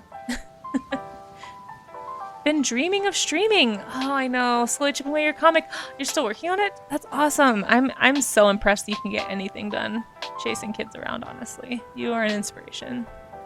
Holds up mic to the Mia Peg. Give us a few quick words. Kev is the self-designated MC of the chat today. It is beautiful, right, Char? Oh my gosh. So beautiful. Keep doing the draws. Yeah, exactly. We will. Comic website is live, so feel free to drop a link. Oh, thank you. You did drop a link. Yes. You work best when they're asleep. Well, I'll try not to wake them up with my screaming. I'm just excited to see you. Yeah, I bet you do work better when they're sleeping. I'm surprised you have energy to work. When I was teaching, that was my biggest thing, that I just could not find the energy after dealing with kids for 8 hours. I could not find the energy to do anything other than veg most of the time. Like, I was barely able to get... That's actually where Drift was born from, was my need. I wanted to make work, but I needed it to be something I could do quickly. So, like, that was when I first started experimenting with a more rough and painty style for Drift, because I was just like, I have to have something I can do in under, like, an hour or two. Like, it has to be fast. I need to be able to spit these out and then go relax. So the fact that you're able to keep up with your schedule and have kids all day and not be able to, like, send them home like you are where they get sent. Maybe it'll be better once they are going off to school and stuff. Yeah. Oof, I don't know how you do it. You are superhuman for sure.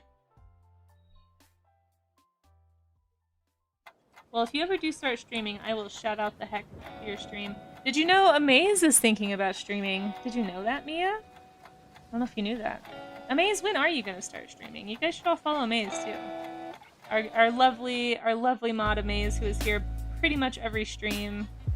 So incredible, huge help. You guys should. I hope everyone goes and gives him some support when he starts streaming, so he's not streaming into the void. Unless you just really want to stream into the void, Amaze, and then I will stop giving you shoutouts. But I think it's helpful to not stream into the void, personally. Casey and the others talked you into it. I bet he will too. Mia. Yeah. Oh, you already talking about it. Yeah, he is streaming soon. The day Amaze starts streaming is the day that I start streaming. Uh-oh, Kev. Well, you might need to check yourself, because that day's coming, right, Amaze? I think you may be streaming then, Kev. Because I'm pretty sure Amaze is in it, like... Didn't you say sometime this month or early next month, right? Is that your goal? You already got the mic? You got all the stuff? Just kind of doing some research, I imagine? And if you ever want help with, like, a little test stream, Amaze, that's not, like, super public, feel free to ping me. I'm happy to pop in if I'm around and help give you feedback on if things are working, if they sound okay, that kind of stuff.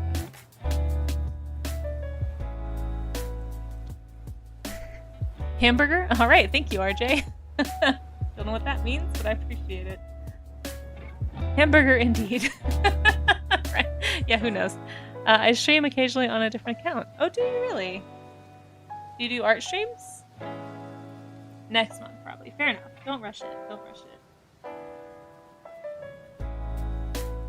Alright, we're about to show these warm-up sketches, guys. I'm just gonna kind of quickly block in this cloud. It's not exactly the right color, but I'm just sort of... I need to move on with my day probably here in a minute. So we're doing warm-up streams, Mia. I don't know if you've noticed or if you've been able to be on Twitch at all, but I've been doing these warm-up sketch streams. The goal is to do 30 minutes of sketching and then just like call it at whatever you get to in 30 minutes. If you want to go longer, you can. I tend to go about an hour, hour and a half. And then we can post, I have like a section on my Discord where you can post warm-ups. If you ever want to participate, if you're ever feeling that like itch to draw and you have a second, well, I'm sure your hands are full with the kiddos this time of day most of the time. But feel free to participate. We'd love to have you. I'm going to show the ones that get dropped in the chat here in a second on stream. And then that'll be it for today. At least for this morning. I'll be back in a few hours. But I'm a crazy person and I'm streaming twice a day sometimes now. I say that, but it's actually really helpful. Thank you to those who hang out with me. It keeps me accountable to actually get work done. Oh, thank you. Yeah, we're doing these clouds are some of my favorite too. Yeah, they. I haven't done this cloud study in years. So we did water. We did water earlier too. We'll show you those. They're just really quick studies. I'm not going really for accuracy as much as learning about color and light. But there's the waterscapes. We did landscapes yesterday, and then trees and foliage on Earth Day on Monday. So it's been a very environmentally themed week here for warm-up streams, but normally I do like a creature feature kind of a thing. So. Art streams, sometimes games with friends. Nice, Mac. Well, we have a stream section of the Discord, Mac, if you ever want to post in there. In fact, anybody who streams, if you're part of my Discord community, or if you want to be, join the Discord. Spam your stream. I don't care. Like, you never know who's on and who's looking to hang out with somebody, and I would love to see what you guys are up to too. Even if it's not art related and you're streaming a game, feel free to post it in the stream share. It doesn't have to be art. No. I only raid into art streams, like family friendly, work safe art streams when I'm streaming, but like, you can share whatever you're up to in the Discord. That's fine. I'm less worried about it on Discord than I am here on Twitch. It's a lot easier for the kiddos who hang out with their parents while they're drawing and stuff like that to see something on Twitch than it is on Discord. There's only so much I can do to help, but I'm trying to help as much as I can here. I do know that I have some kiddos drawing along, so if you're a kiddo and you're drawing, keep it up. You're doing great, I bet. I've had some parents show me their kids' work, and it's very heartwarming. Okay. Anyway. Thank you, Mia. Thank you. Yeah, please do, Mac. Yeah, please, please. This evening's a little bit crazy between dinner and bedtime, but I may be able to catch the morning streams. Yeah, Mia, we'd love to see you, but no pressure either. I know you're super busy, but I know for me it helps to have accountability. Like, I've been talking about this a lot on stream, especially about warm-up streams. I've always wanted to be the type of artist who starts my day off with warm-up sketches and is like super good at practicing and just studying things, and I just, year after year, I never quite get around to it most days.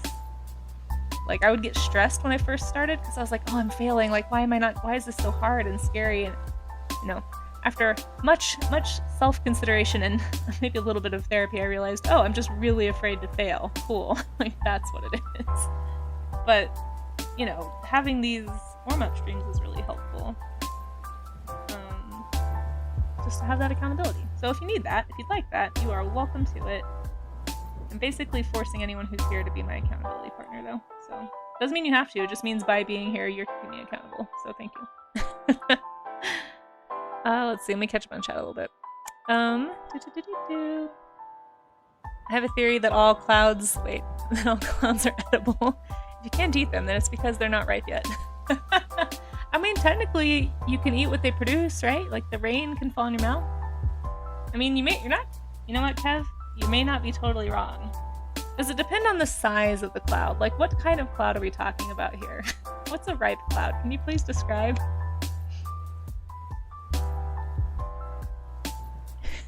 The fluffier it is, the more ripe. Oh, okay. I'm taking notes. Mia, don't take Kev too seriously. I wouldn't recommend eating clouds over cities because those are dirty and full of... That's true. That's actually a very valid point.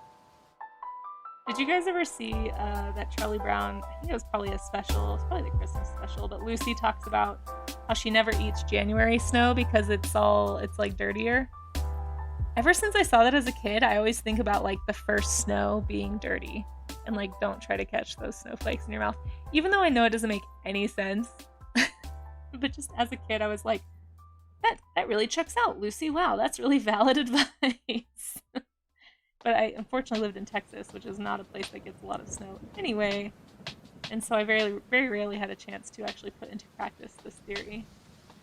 But, you know, even as an adult, when we get snow here in Colorado, I still kind of feel like the later snows are cleaner. It's so silly. Pick a lane. You're right, Kev. You're right. I'm man enough to admit when I'm wrong, right? I should say woman enough. Women are way better at admitting when I'm wrong. That's not entirely true, actually. I shouldn't generalize. Bad, Casey. I think of quite a few women who never ever. We humans are just not good at that, are we? Kev, you got me. You got me. Alright, I think I'm going to call this one. I'm not quite done with it, but I don't want to stay on too long. Kind of meant to be off at like 11:30. So let's take a look at what you guys have been working on. If you've got, this is your last call, by the way, if you are finishing up a warm-up sketch, even if you're not totally done with it, if you want to drop what you've got in chat, feel free. Or if you'd rather wait and finish it, and then I will show it on stream next time. We'll be doing this again on Monday, so you got plenty of time to do some warm-ups. Again, you can drop any warm-ups anytime if you're just doing quick studies.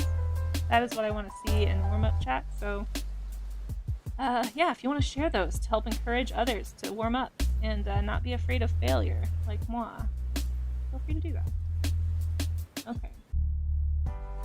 Really quick, just gonna walk in these lines here. We're just gonna kind of briefly imply water. I don't have time to do this, but yeah, maybe not quite that brief. A little bit lighter hand there.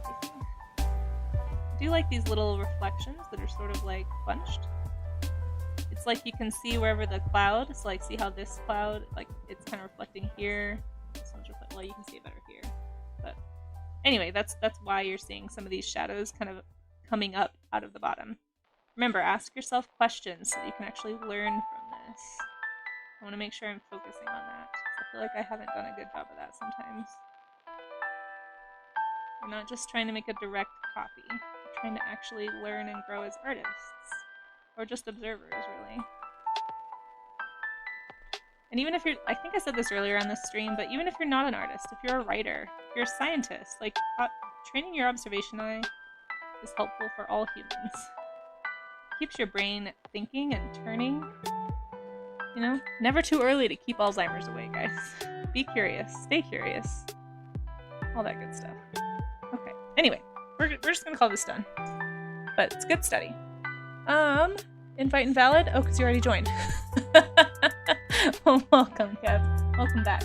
Alright, let me pull up some warm-up stream stuff that you guys have done, or warm-up sketching, excuse me. Let's see what everyone else has been up to. I'm already so excited. Oh my gosh, Amaze, I'm so glad that you picked that beach. I just found out about that beach recently, and it's so cool, isn't it? Alright, so here's one by Amaze. I forget the name of the beach. It's on my Pinterest page. Let me see if I can find it. It's really pretty. It's in the UK somewhere. The name of it is... It's... Oh my gosh! That was terrifying. Oh, who did that? Kelly Cakes! Oh my gosh! Thank you so much for that raid. That was so scary. Hope you liked that jump scare, guys. Thank you for that follow. Jesus save Justin. Oh, I love your name. That's wonderful. I agree. Yeah, thank you. Wow. So I'm working on warm-up sketches. We do this every Monday, Tuesday, and Wednesday. We look at reference pictures and we study them. Sometimes I do critters, but I do a lot of creature design. I was not prepared for a raid. How was your stream, by the way? You guys should all go follow Kelly Cakes. Thank you for giving that shout out. I so appreciate that. Amaze. Kelly is a cake decorator. I met her for 2 reasons. I met her on science streams, and somebody, I think, it reminded me of a nickname that, her name reminds me of a nickname my dad used to call me. And then I found out she's a cake decorator. I was like, oh my gosh, I used to do that in college. She is a delight to hang out with. Really, really nice person. Makes delicious things to watch. I'm trying to pull up some stuff to show you what else I do, guys, but I just didn't have it ready today. I'm so sorry. But I'm an illustrator. I'm trying to get into book illustration, largely children's books.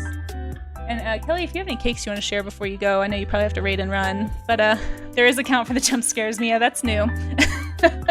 I have to do some weird things with my sound to make sure I don't miss alerts, but my alerts are pretty loud and they're terrifying.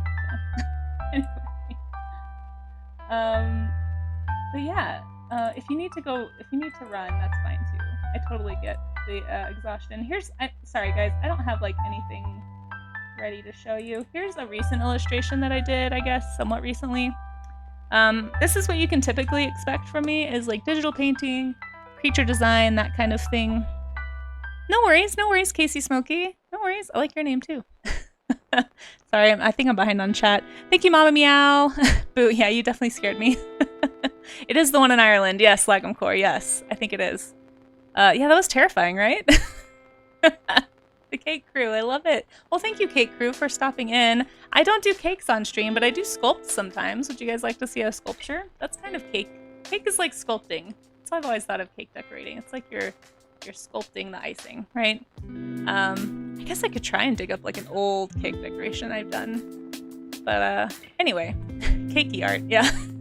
Exactly. Lagom Core.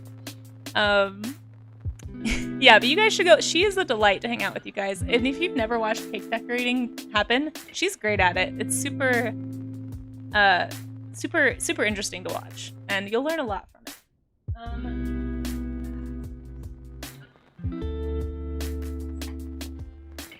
I'm gonna grab a couple. I'm gonna work on these next Monday, I think, actually. But so as far as sculptures go, the only sculptures I really do are like creature sculpts. So if you like sculpting, this is probably the closest thing I have to cake decorating that I do on stream. But I do a lot of creature design. I sculpt once a month. Right now I'm doing a series called Sea Slug Dragons. And we take a sea slug and we make a dragon out of it. This is the one I'm going to try and finish. I've been trying to finish this for like 2 months. It's because I only sculpt once a month. It's probably part of my problem. But it's almost finished. I just need to start doing the skin texture on it and some details like on the face. But the basics are there. But I want to use up my Sculpey, so that's part of why I'm doing it. Here's another piece I did recently. Here we go. I'm trying to find my sea slug dragon since we're talking about that. So basically what we do is I take a sea slug. Oops. There we go. I take a sea slug, we look at it, talk about it, and I will do a design. Excuse me. Last time, sorry, I need a drink of water.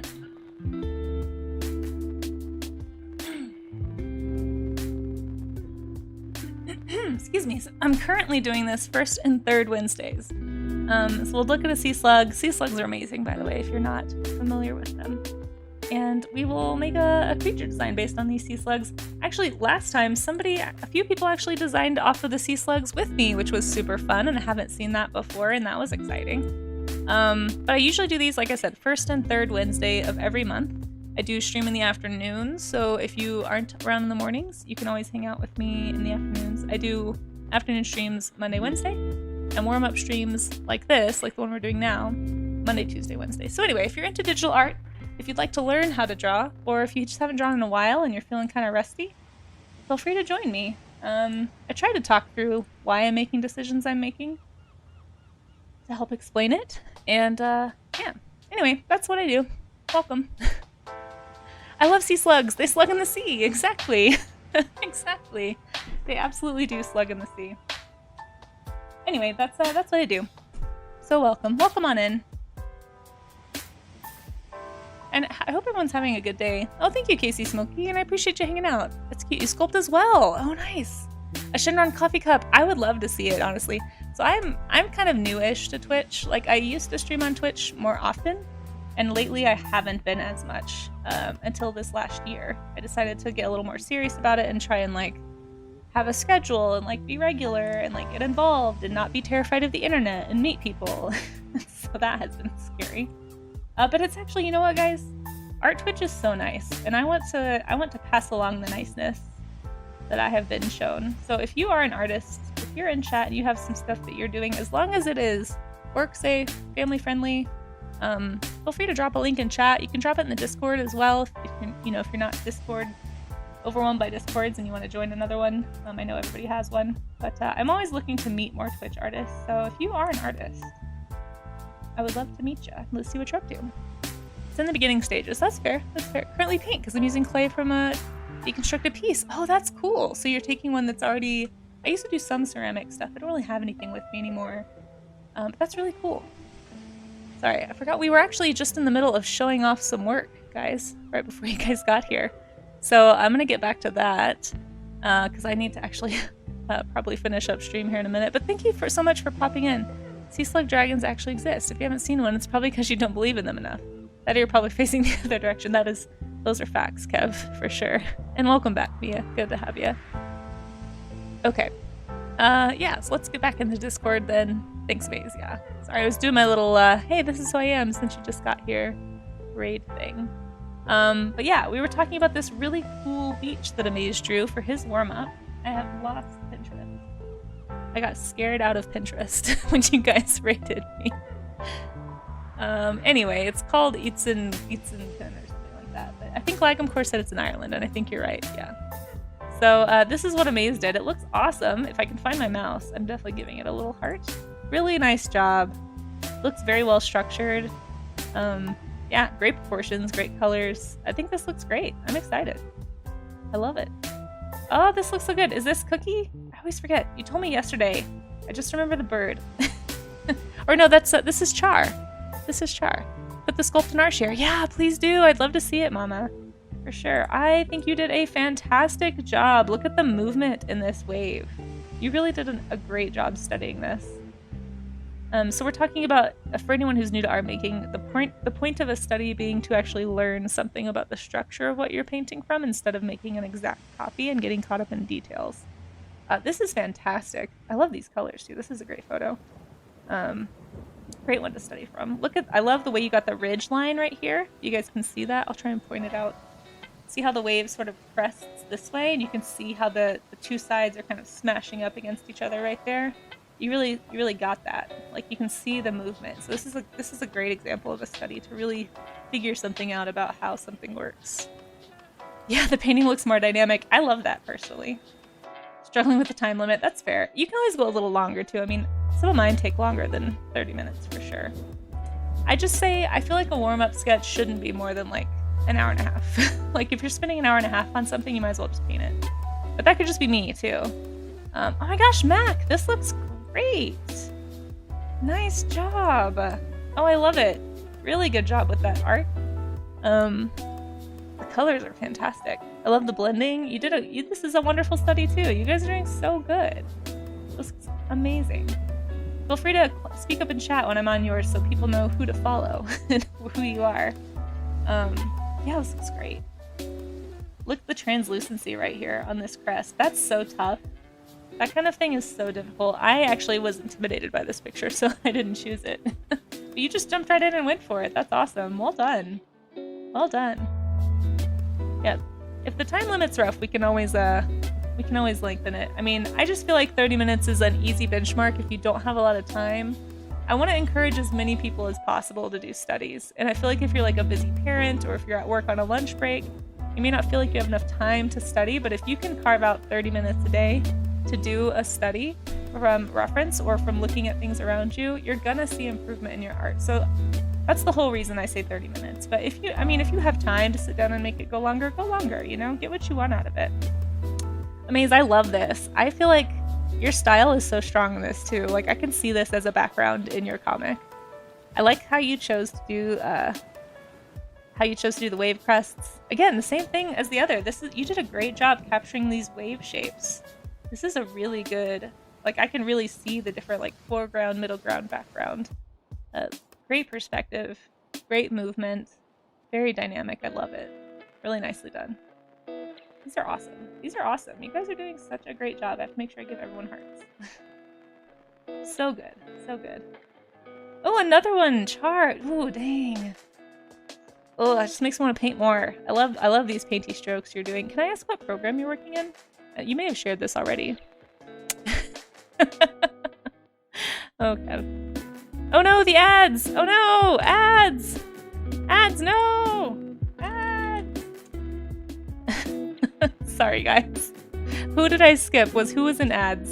Was it Amaze? I was just saying how great I loved Amaze is. Wait, Amaze, were you the one stuck in ads? Oh no. It was a fun challenge. Good. Oh no, did we stop back on yours, Mac? I was blathering on about yours when the ads happened?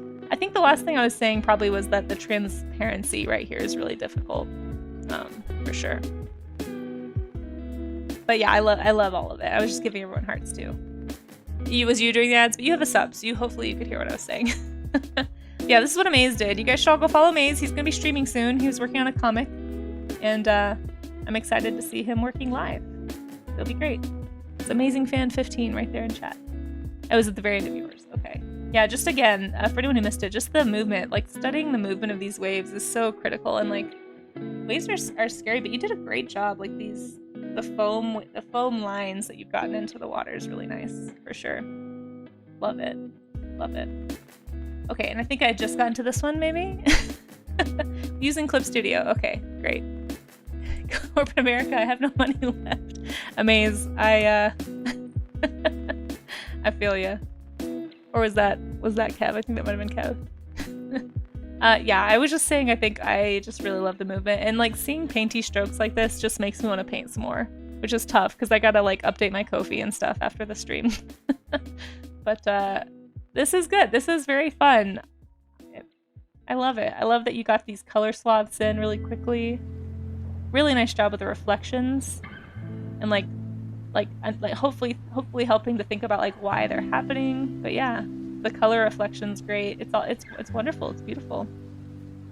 Well, great reference. Is that one that I have? I kind of want that reference if I don't already have it. Well done. Get you a little restart there too. I slaved over this.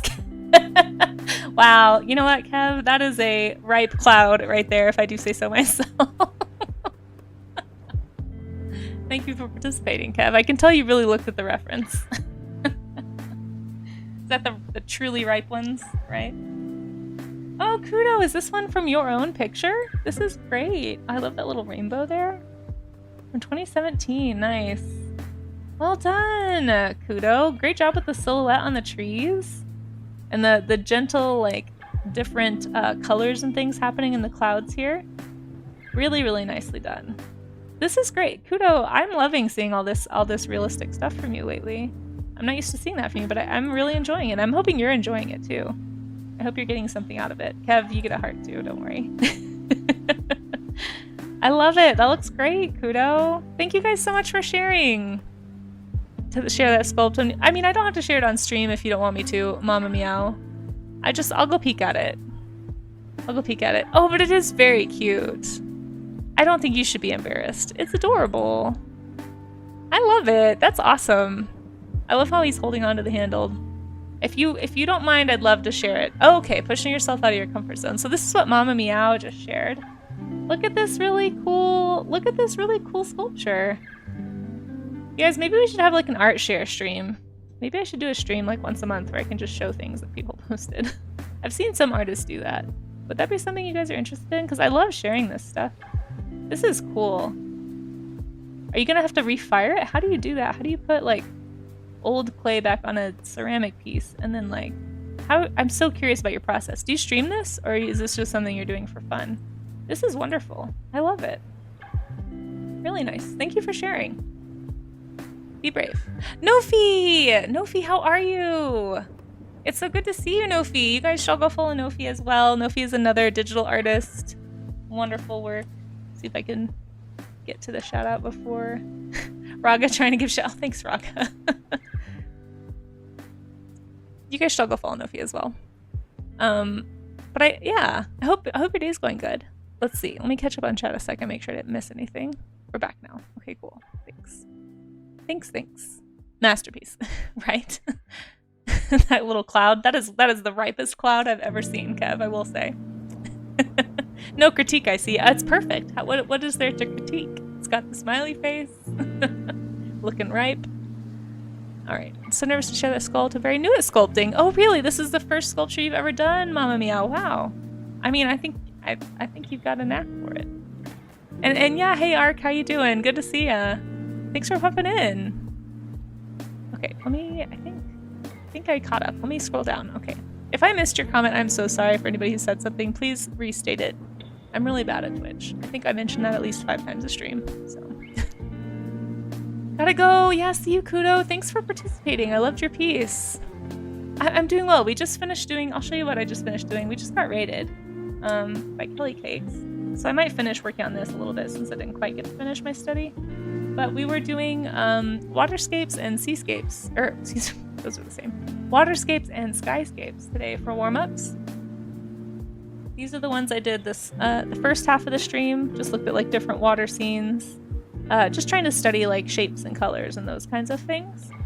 And this was the cloud that I did. I'm trying to learn Krita still, so I was kind of experimenting with brushes a little bit. Got a little caught up on this part of the cloud. I really should have just kept going, but anyway. That's what we're up to. What are you up to?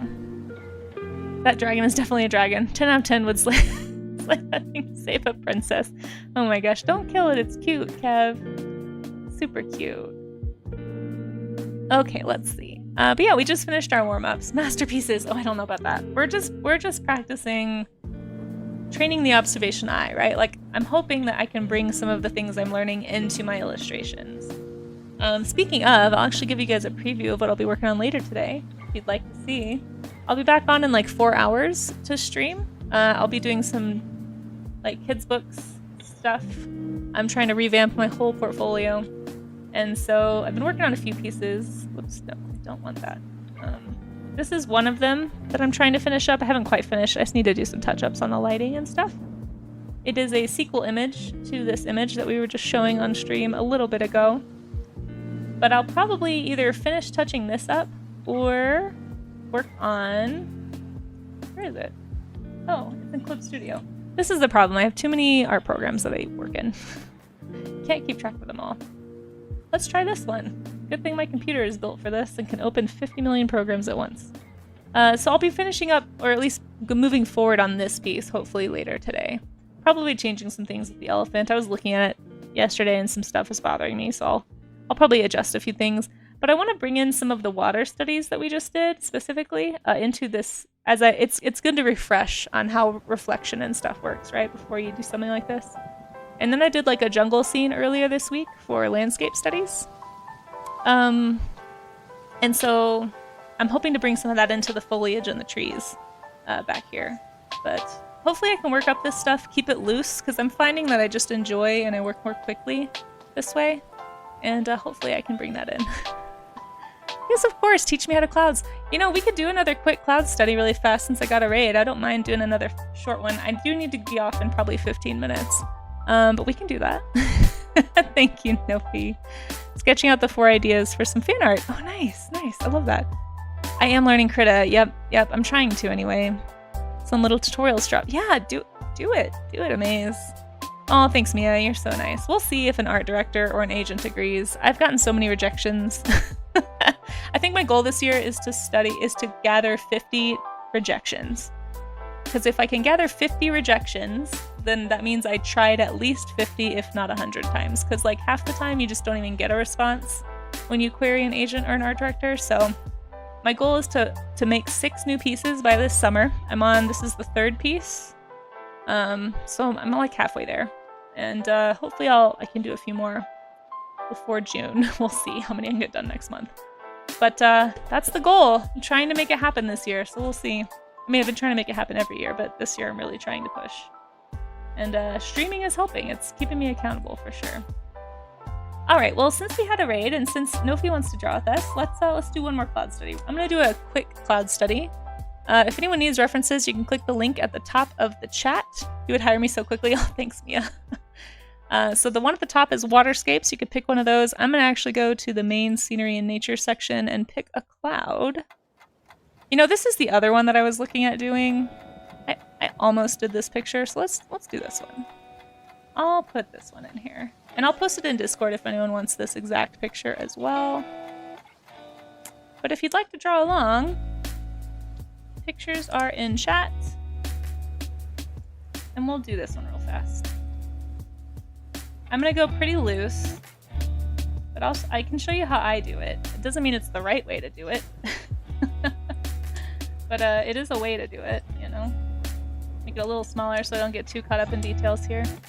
The problem that I tend to have. Where is the painty one? Here we go, this one. Okay. Yeah, it's a pretty cloud, right? And feel free, if anyone wants to work off the cloud on the screen, if you missed it or if you're just curious how a study works, this is what we do. This is what we do on these days where we study. Ooh! Oh, Blacksmith Pop, thank you, and also scary. Sorry, guys. I wish I didn't jump like a cartoon character. I think because I was like looking right at to make sure that like the art was on OBS, and I was like, ah! Like I'm like Daffy Duck or something. Anyway, Blacksmith Pop, yes, nice to meet you. Working on Kelly Cakes and came in at well, thanks for hanging out through the raid. I know it's fine if you gotta run, but I appreciate you hanging out. Supporting crafting and artist streams, well, thank you, and we appreciate your support. Like I just said, I'm kind of newly returned-ish to streaming on Twitch. I was kind of, like I streamed for a while back in 2017, but I didn't really interact much with the art community on Twitch. Honestly, I was really intimidated by the art community. I didn't feel like I would fit in, and I was like, I'm not good enough, and I'm scared, and people on the internet might hate me, and then my life will be over. Like, you know, all those thoughts. You know, just average thoughts. Not extreme at all. And so I just didn't really involve myself. But I'm trying to do better this year, and it's so far, honestly, Art Twitch has been so amazing. And people like yourself, Blacksmith Pop, who just like follow and support and share artists. It's just really it really means a lot, and it helps a lot. So thank you. Because I don't know if you guys have heard of this other side of Twitch. They do like video games or something, I think. But it's way bigger and way scarier and way faster paced. And people don't really know that art people are on Twitch some of the times, you know, like a lot of people just come to Twitch for games, obviously. So it's really helpful when people do follow and hang out. So you started on that side and you prefer this one. Yeah, I have only been to gaming Twitch a couple of times. It terrifies me a lot. I have a friend who got me into streaming who does game on Twitch. Her name is Ryu. I'll give her a shout out. You guys should go follow her. She's wonderful. We've been friends since we were little bitty kids. I can't remember if she has an underscore in her username here or not. I think she might. Did I get that right? Was that Ryu? Amaze. Did I do it? Is that the wrong Ryu? I can't see. I think it's the right one. Yes. Whew. Okay. Anyway, she does games. She's also a voice actor. She's awesome. I love her. And Ryu, if you're watching or lurking, or if you see this later, thank you for getting me on Twitch. But yeah, she's the only game streamer I really watch. I have to be honest. I tend to be a family-friendly, work-safe streamer. So, you know, I tend to only want to like raid into or follow or interact with people who fall into those categories. I mean, not interact. I'll hang out on all kinds of streams, but like primarily I want to be promoting streams like that. So if you happen to know of any, or if that's your vibe, you'll find that here. And if it's not your vibe, that's okay. I understand. Some people just need chaos in their lives. Just not one of them. I feel like my life has enough chaos. Alright, so when I'm doing a study, since we're talking about how you do these, I personally try to set my alarm for about 30 minutes, usually, or I just keep an eye on the clock, because I want to force myself to be working, not like speed, like overly quickly, but I just want to be forcing myself to think broad and big shapes. Like, I don't want to get caught up in the details. I'm just trying to focus on, like, what can I learn from this image in 30 minutes? Because the point to me of a study is not to copy exactly what you're seeing. Like, it doesn't need to be a frame for frame, grid for grid, like identical image. I mean, if you can do that in 30 minutes, like, hats off to you, honestly. But that's not necessarily any more helpful, I think, than doing a color and light study. Now, when we do animal drawings, like a lot of times for these warm-ups, I do creature features, so we'll pick like an animal and study that animal. Proportion and exactness comes into play more because what you're studying is the anatomy, or like learning about that animal so that you can draw it later, instead of just guessing what the animal looks like. But for this kind of stuff, for like environments or elemental things like clouds and water, what I'm mainly trying to focus on is color, light, shape, right? So sometimes I will challenge myself, like I did the other day to color select on my own if you want like a harder color challenge. Try and find the color on the color wheel like on your own. It's like I'm looking at that peachy color down there and I'm trying to find it. That's my guess, and then I can go over here and like check and see how close I got. So actually I can see that didn't move too far, so I got pretty, depends on the pixel I select, but I got pretty close to it. Anyway, but I don't have time for that right now, so we're just gonna do it this way. But the way I work, for anyone who's curious, is I try to work back to front. So what I'm doing is I'm painting in these sky colors before I paint the cloud, since that is the furthest thing away from the camera or the viewer. So this is the color that the sun is putting into the sky, just the atmosphere itself. That's why we have, and we're thinking about why, right? Part of what you're doing when you're studying is asking yourself questions. So it's like, okay, why is the sky light right here and gets darker here? Oh, because the sun is casting a ton of light right now into this area. And so it makes sense that the light's gonna radiate out from that, right? It's like this nice yellow ring. Again, I'm not worried about exactness, I'm just worried about color and light. And then once I have those basics kind of brushed in, for me, personally, I will either start a new layer, I'm just going to paint right on top of it. If you're working traditionally, just paint right on top of it. But I'll do like the clouds I see in the background first, which is like this kind of muddied, palish pink gray color. Kind of the more far away part of the cloud. Try and get that shape. I'm just worried about shape right now. I'm not worried about color. I'm worried about like, why is it bunched up on top versus kind of spread out on bottom? Like, what am I noticing about how the cloud is shaped? Okay, I look over here. It's got like this arch that seems like it's kind of like flowing, almost like water, but on top it's sort of bunched up. I can ask myself questions about why it might do that. Like, oh, because the condensation is building, and in the higher atmosphere, that's what that does. And all of that information helps you for when you go to make your own image later. So that's the whole purpose of a study, in my opinion. Is to like quickly learn something that you can bring into your work when you are trying to do imaginative stuff.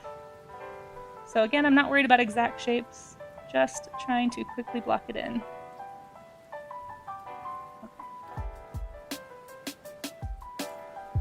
Getting a little excited about this color. I love this blended from brown to blue color, so I'm excited to get to that. Just making some color notes right there. Let's keep doing the shape. So following the shape down, I'm actually going to switch colors because I'm losing that brown. Getting into these blues. And try to look more at your reference picture than you're looking at your drawing that you're making. Let me see, I think I'm missing some chat. Yeah, color picker. Let's see, hold on. So grateful to have met you. I know, me too, Nofi. Nofi is a sweetheart too. Don't let her fool you. She's wonderful to hang out with on stream. I think I missed some chat. Hold on. I've not streamed long either, but I can only stream when I am in the shop blacksmithing. Oh, you do blacksmithing? That's cool. I'm gonna have to check out your stream. Very cool. Thanks for letting us know. Blacksmith Pop. That sounds exciting. There's quite a few metalsmiths I've been finding lately on Twitch too. The value in a fountain pen has more to do with its rarity than writing quality. Oh, does it? Are you guys talking about something I have no idea about? I think I missed some chat. I apologize. Scrolling down. Taking a little pause here. I have walked between the realms a bit, and each of them benefit. Many old game streamers that I love to watch got too screamy and loud, so now I'm here to chill. Yeah, all the times I go onto Game Twitch, I'm just a little overwhelmed, and like, it's too much chaos for me, so I just have to I need to chill. I like to have my streams on in the background while I'm working. I didn't think I was the family-friendly type because I wasn't sure of my music, and then realized this song was playing through your stream and not mine. Which one? Oh, Addicted? Yeah, I don't know. That one may not be super friendly, but it's like an implied... I don't think a little kid's gonna understand what they're implying. I don't know. Parents, if you have a problem with that, let me know. I'll take it off. Let's see. Once read about someone... Oh, we're talking about pins. Okay. Yeah, I don't know anything about pins. Nerding out. That's fine. I just want to make sure nobody was asking a question that I was missing. Just at me or something if you have something you want me to see. It may take me a few minutes. I mention this as often as I can on stream, but I'm kind of still learning how to do Twitch things. Kind kind of bad at Twitch still. I don't pay attention to chat like I should sometimes. Okay, so back to clouds. Oh, okay, it just made you feel like you're. Oh no, you're okay. Sometimes I have music in here. Like I had one on stream, like on the warm up or the opening screen the other day. But I just didn't even think about being like a not family friendly song, and then I was listening to the lyrics. I was like, oh, I should probably take that out. That was not good. Whoops. Can only do so much. I just like catchy music. My qualifier is decent lyrics and catchy music. I don't usually listen to anything that's like super like raunchy or anything. It's just not. I'm not interested in listening to that. So I don't usually have that issue, but every once in a while something sneaks in that I just never really listen to the lyrics. And I'm like, oh, maybe not this song. Alright, I want to get this red in. I want to get this brown. This purple over here.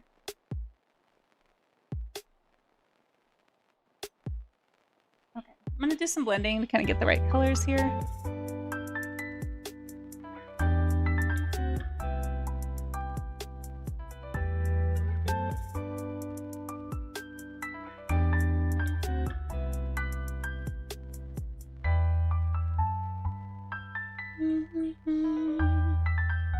And my recommendation is usually 30 minutes, but that's mostly just because I want to encourage people to, I guess some people, I don't want anyone to feel rushed. If you want to spend more time on something, like if you have the time to spend more than 30 minutes, go for it.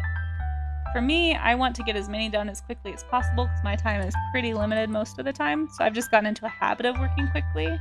But if you want to slow down and take more time, like, please don't feel like you have to do something in 30 minutes. There's not like a hard and fast rule or anything. I mostly just say 30 minutes because most people feel like they can at least carve out half an hour somewhere in their day. Like that sounds more doable and less intimidating than I want you to sit down for 2 hours and draw. If it turns into 2 hours, great.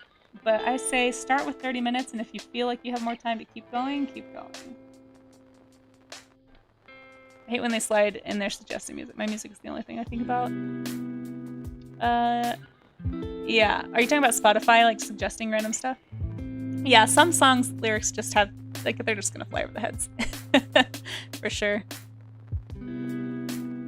By default, like, you wouldn't expect death metal to be kid-friendly. You wouldn't, but I do have some metal in my playlist that I feel like there's nothing wrong with the lyrics. But I don't tend to do, like, heavy screaming death metal just as, like, me, so I don't tend to have that kind of stuff. But I have, like, some power metal, you know? This is kind of metal-y-ish. It's a Skillet. It's not, like, heavy. It's, like, heavy rock. I don't know. Hopefully the music is quiet enough that if people want to turn that down, they can still hear me. Most of my music is pretty old. I probably need to refresh it. Okay. Symphonic metal is great. Yeah, I'm a big fan of, like, Sonata Arctica, Camelot. Nightwish is okay. I was never the biggest Nightwish person. I had some friends in college that got me into power metal. Or, like, operatic metal, I suppose. Just, like, very dramatic and epic sounding things. It's fun. I don't know. You love Nightwish? Yeah. I think I was a bigger fan of Within Temptation. Is anyone familiar with them? I really liked the lead singer that was at least singing back in the day. And some of their music I thought had a lot more lyrical quality. Oh, did they have a... I'm not surprised they've done Phantom of the Opera. Within Temptation! Yeah, Nofi knows them! Yeah, I think Angel was the first Within Temptation song I heard, and I was like, what is this? This is amazing. I need more of this.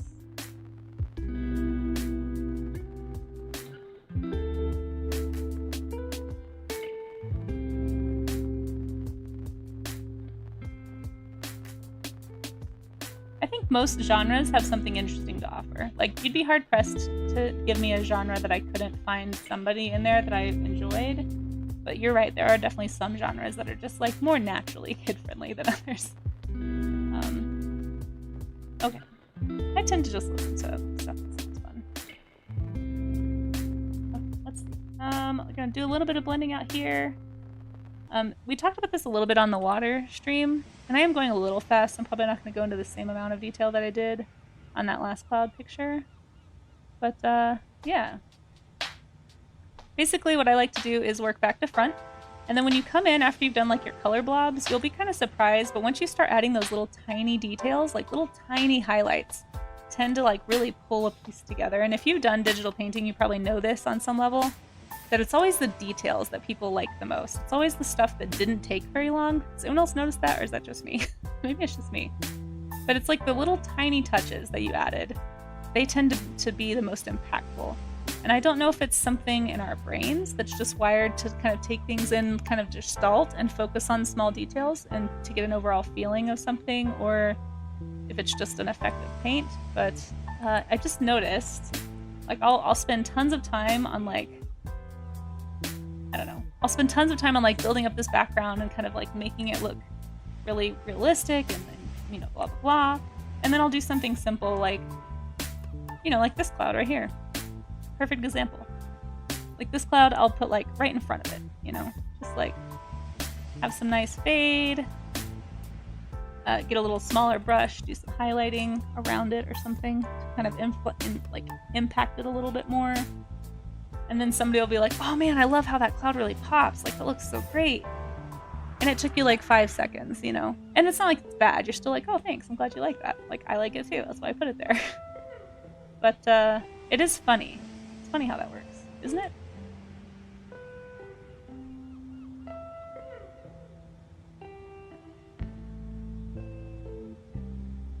Now notice the water, even though we know it's water, it is not blue. It's primarily everything but blue. It's a little bit of blue on the edge that's reflecting this cloud blue right here, so I'll go ahead and drop that in. But something that was fun, I actually had a project when I was an art teacher for kids that I would do. It was kind of similar. It talked about reflection a little bit, where we would basically I'd have them draw this picture or whatever, and we put like water underneath it. And I was like, okay, here's how you do it. You're just gonna take the color, go straight down, and just color that in, right? But don't go farther than where you see it. But if it arches this way, then yours needs to arch that way. It's just a mirror reflection, right? So I would teach the kids about like kind of some of this refraction stuff, just like on a really basic level, nothing crazy.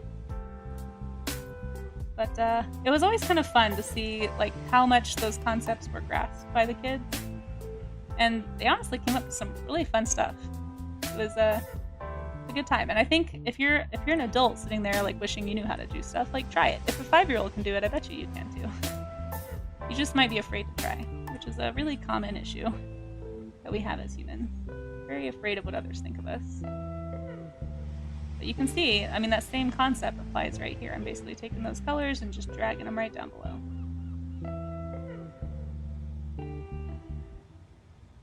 Ooh, let me stretch my wrist. Kind of holding it at a funny angle, and it is hurting.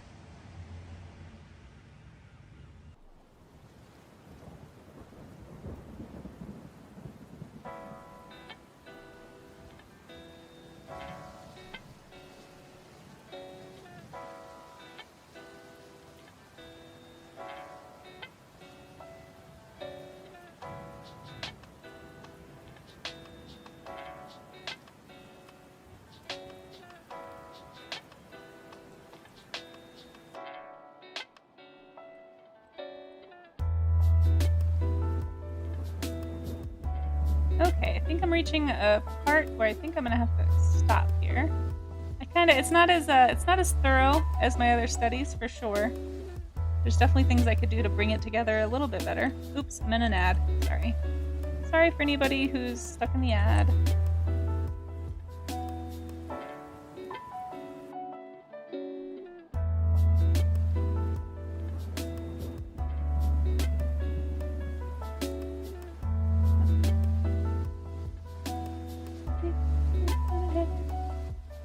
Add some of these little details that people will like.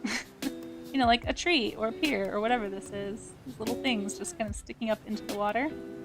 It's going to really bring it together. But to talk more about that highlight thing I was talking about, I'll do that really fast before I head out. So basically what I like to do is go back in with like a harder brush. Like a very small harder brush where I can basically do like an outline. And you're just going to kind of gently, oops, Totally left out this whole bunch here. Gotta get that in there so I can do it. Basically, you're gonna take like a lighter brush and come on in and blend that slightly. Nope, that's blender. There's the blender. Okay. So take your lighter brush, tiny light brush, and just do some gentle outlines. I'm gonna warm that up slightly because I want to have like a nice warm color. But once you add these little tiny highlights, it'll be kind of funny how fast it actually comes together and starts to look like you've done a lot more work than you have. So even on like these little colors, you're actually having a really light blue that I'm seeing, kind of like helping to emphasize these cloud shapes. And you can push really pale, and even just like the tiniest amount of outline on a cloud, like I'll go a little bit faster, but watch and see how quickly this actually starts to look like something other than just a bunch of blobs. This is why clouds are my favorite thing to paint, because you can really trick the eye into thinking you've done more work than you actually have. It's wonderful. And plus they always look dramatic and nice, and people always enjoy clouds. Like, it's never something people are like, oh, I hate clouds. Clouds just make me so unhappy. So when in doubt, just add a good cloud. And give it some nice little highlight edges. Just a few. Just around the places where you think the light would hit it. So like right here, this cloud's definitely getting a lot. I'm gonna really brighten that up a bit. Yeah, see you later, Ark. Thanks for popping in. I'll be wrapping up here in just a second, but hopefully when you watch it back, you enjoy what you hear or see. Yeah, so see how just adding those few details right there, suddenly this looks like I spent way more time than you know I did because you saw me not spend that much time. It's just a little trick. The little details go a long way. Long, long, long way.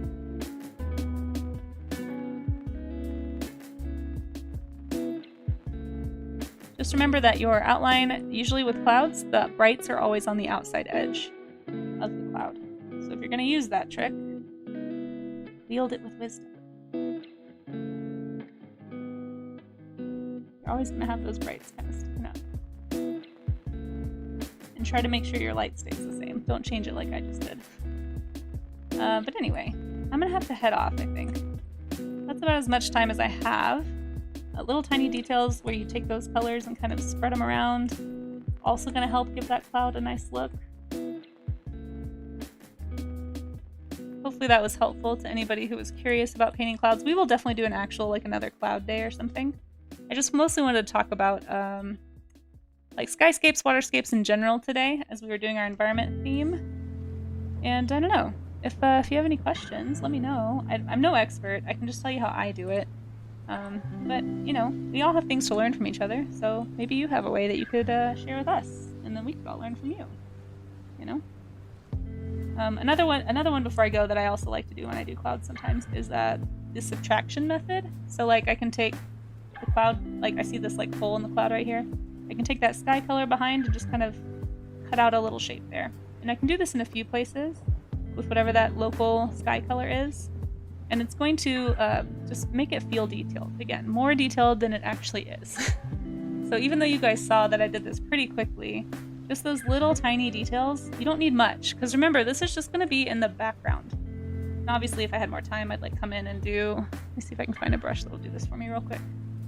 Yeah, it's not going to work very well. I'd come in and do like water ripples and stuff, and you'd actually get some nice like color variation in here. I don't have time for that today. But you can kind of do the same sorts of things. When I was teaching, I'd always say a little bit of this color goes into that side and that side. A little bit of this color goes into that side and that side. And that's like the quickest way to do it. Just kind of a quick way to overlap those layers. I don't know if that's helpful for you guys. And I don't mean to be talking down to anybody. Hopefully nobody feels like that. I just used to be an elementary school art teacher, so some of those habits don't exactly die. Yeah, just a little bit of like detail right there with that sun. Suddenly it feels like I did a whole lot of work. And like I didn't. It's not even the right colors, but anyway, that's gonna be it for today, I think. Let's go find a family-friendly art streamer to raid. Yeah, I hope it was helpful, Nofi. Thanks for popping in. It was good to see you. Are you streaming today? Let's see. hopefully I didn't miss anybody's chat if you were trying to chat with me. But thanks for anybody who stuck in through that raid from Kelly. Kelly, thanks again for raiding. It was so nice of you. I appreciate that so much. And let's go see if we can find a family-friendly art streamer. Oh, you did start streaming. Oh, you're stream lurking. I don't know how you do that. My stream always slows down. See ya. Where is my raid thingy? I always forget how to do this. There it is. I don't like that they changed this. It's made it very hard for me.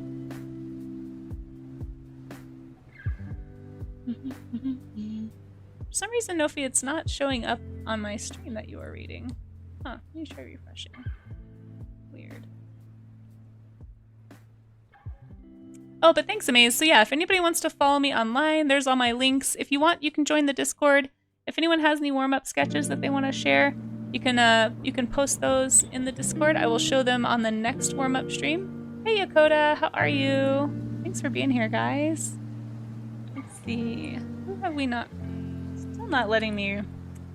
It's not showing you as a raid option, Nofi. I don't know why. Otherwise, I would say let's go watch Nofi. It says no channel found. Huh. Weird. Oh, you already streamed today. I see. I see. I thought you meant you were streaming right now. It's like, dang, Nofi, how are you that good at Twitch that you can like hang out on someone's stream and stream? I could never do that. Let's see, who do we want to stream? Okay, so Monster Pie Zoe is on. She's always very family friendly and safe. Thank you for clarifying that, Blickman. I'm so dumb. Did I mention yet today that I'm really bad at Twitch? Have we talked about that enough today? Artist Resource is on. They're family friendly. Let me check my little family friendly tag thing. See if I can find who the options are. I have a little list of people who are safe to raid into. Who's on in that group right now? Monster Pie Zoe, Delio Mask, Artist Resource. Okay, so yeah, those are the three. You know what? Let's go read Zoe. I like Zoe a lot. I've been hanging out on her streams a lot. She's very chill. If you're into like chill art streams, you're gonna like Zoe a lot. I think the Kelly Cakes crew will enjoy Zoe if you're not already following her. I think we raided her a few days ago, but oh, it says we haven't. That's weird. I swear we did. Let's go read Zoe. So I'm gonna give her a shout out so you guys can follow her in case you don't have time to hang out on another stream. But I believe that's how you spell her name. Yeah. Go give her a little follow real fast, and we're gonna raid in. If you're able to hang out and go make another artist day for a few minutes while you pop in on their stream, please do. It's always a fun time when people can do that. But I think we're gonna go ahead and pop into Zoe's chat. I'll be back on in a few hours, guys. So if anyone's still around at 4 p.m. Mountain Time, I'll be back working on that elephant picture that I showed earlier on stream. So if you're able to, if you'd like to, come back. But if not, that's okay. Thanks so much for being here. I've enjoyed each one of you. Thanks for the new follows. I was gonna read them off, but I can't find them because I'm bad at Twitch. So, Blacksmith, Joe, I think, and Jesus Loves Jordan, I think was the other one. I can't remember your name. I'm so sorry, but I appreciate you. Let's go say hi to Zoe. You guys will love her. She does a lot of gouache. She's she's doing her animal challenge. Okay, you guys have to watch this. I think I'm gonna steal this idea from her. It's where you ask her to draw an animal, but she can't look up what it looks like.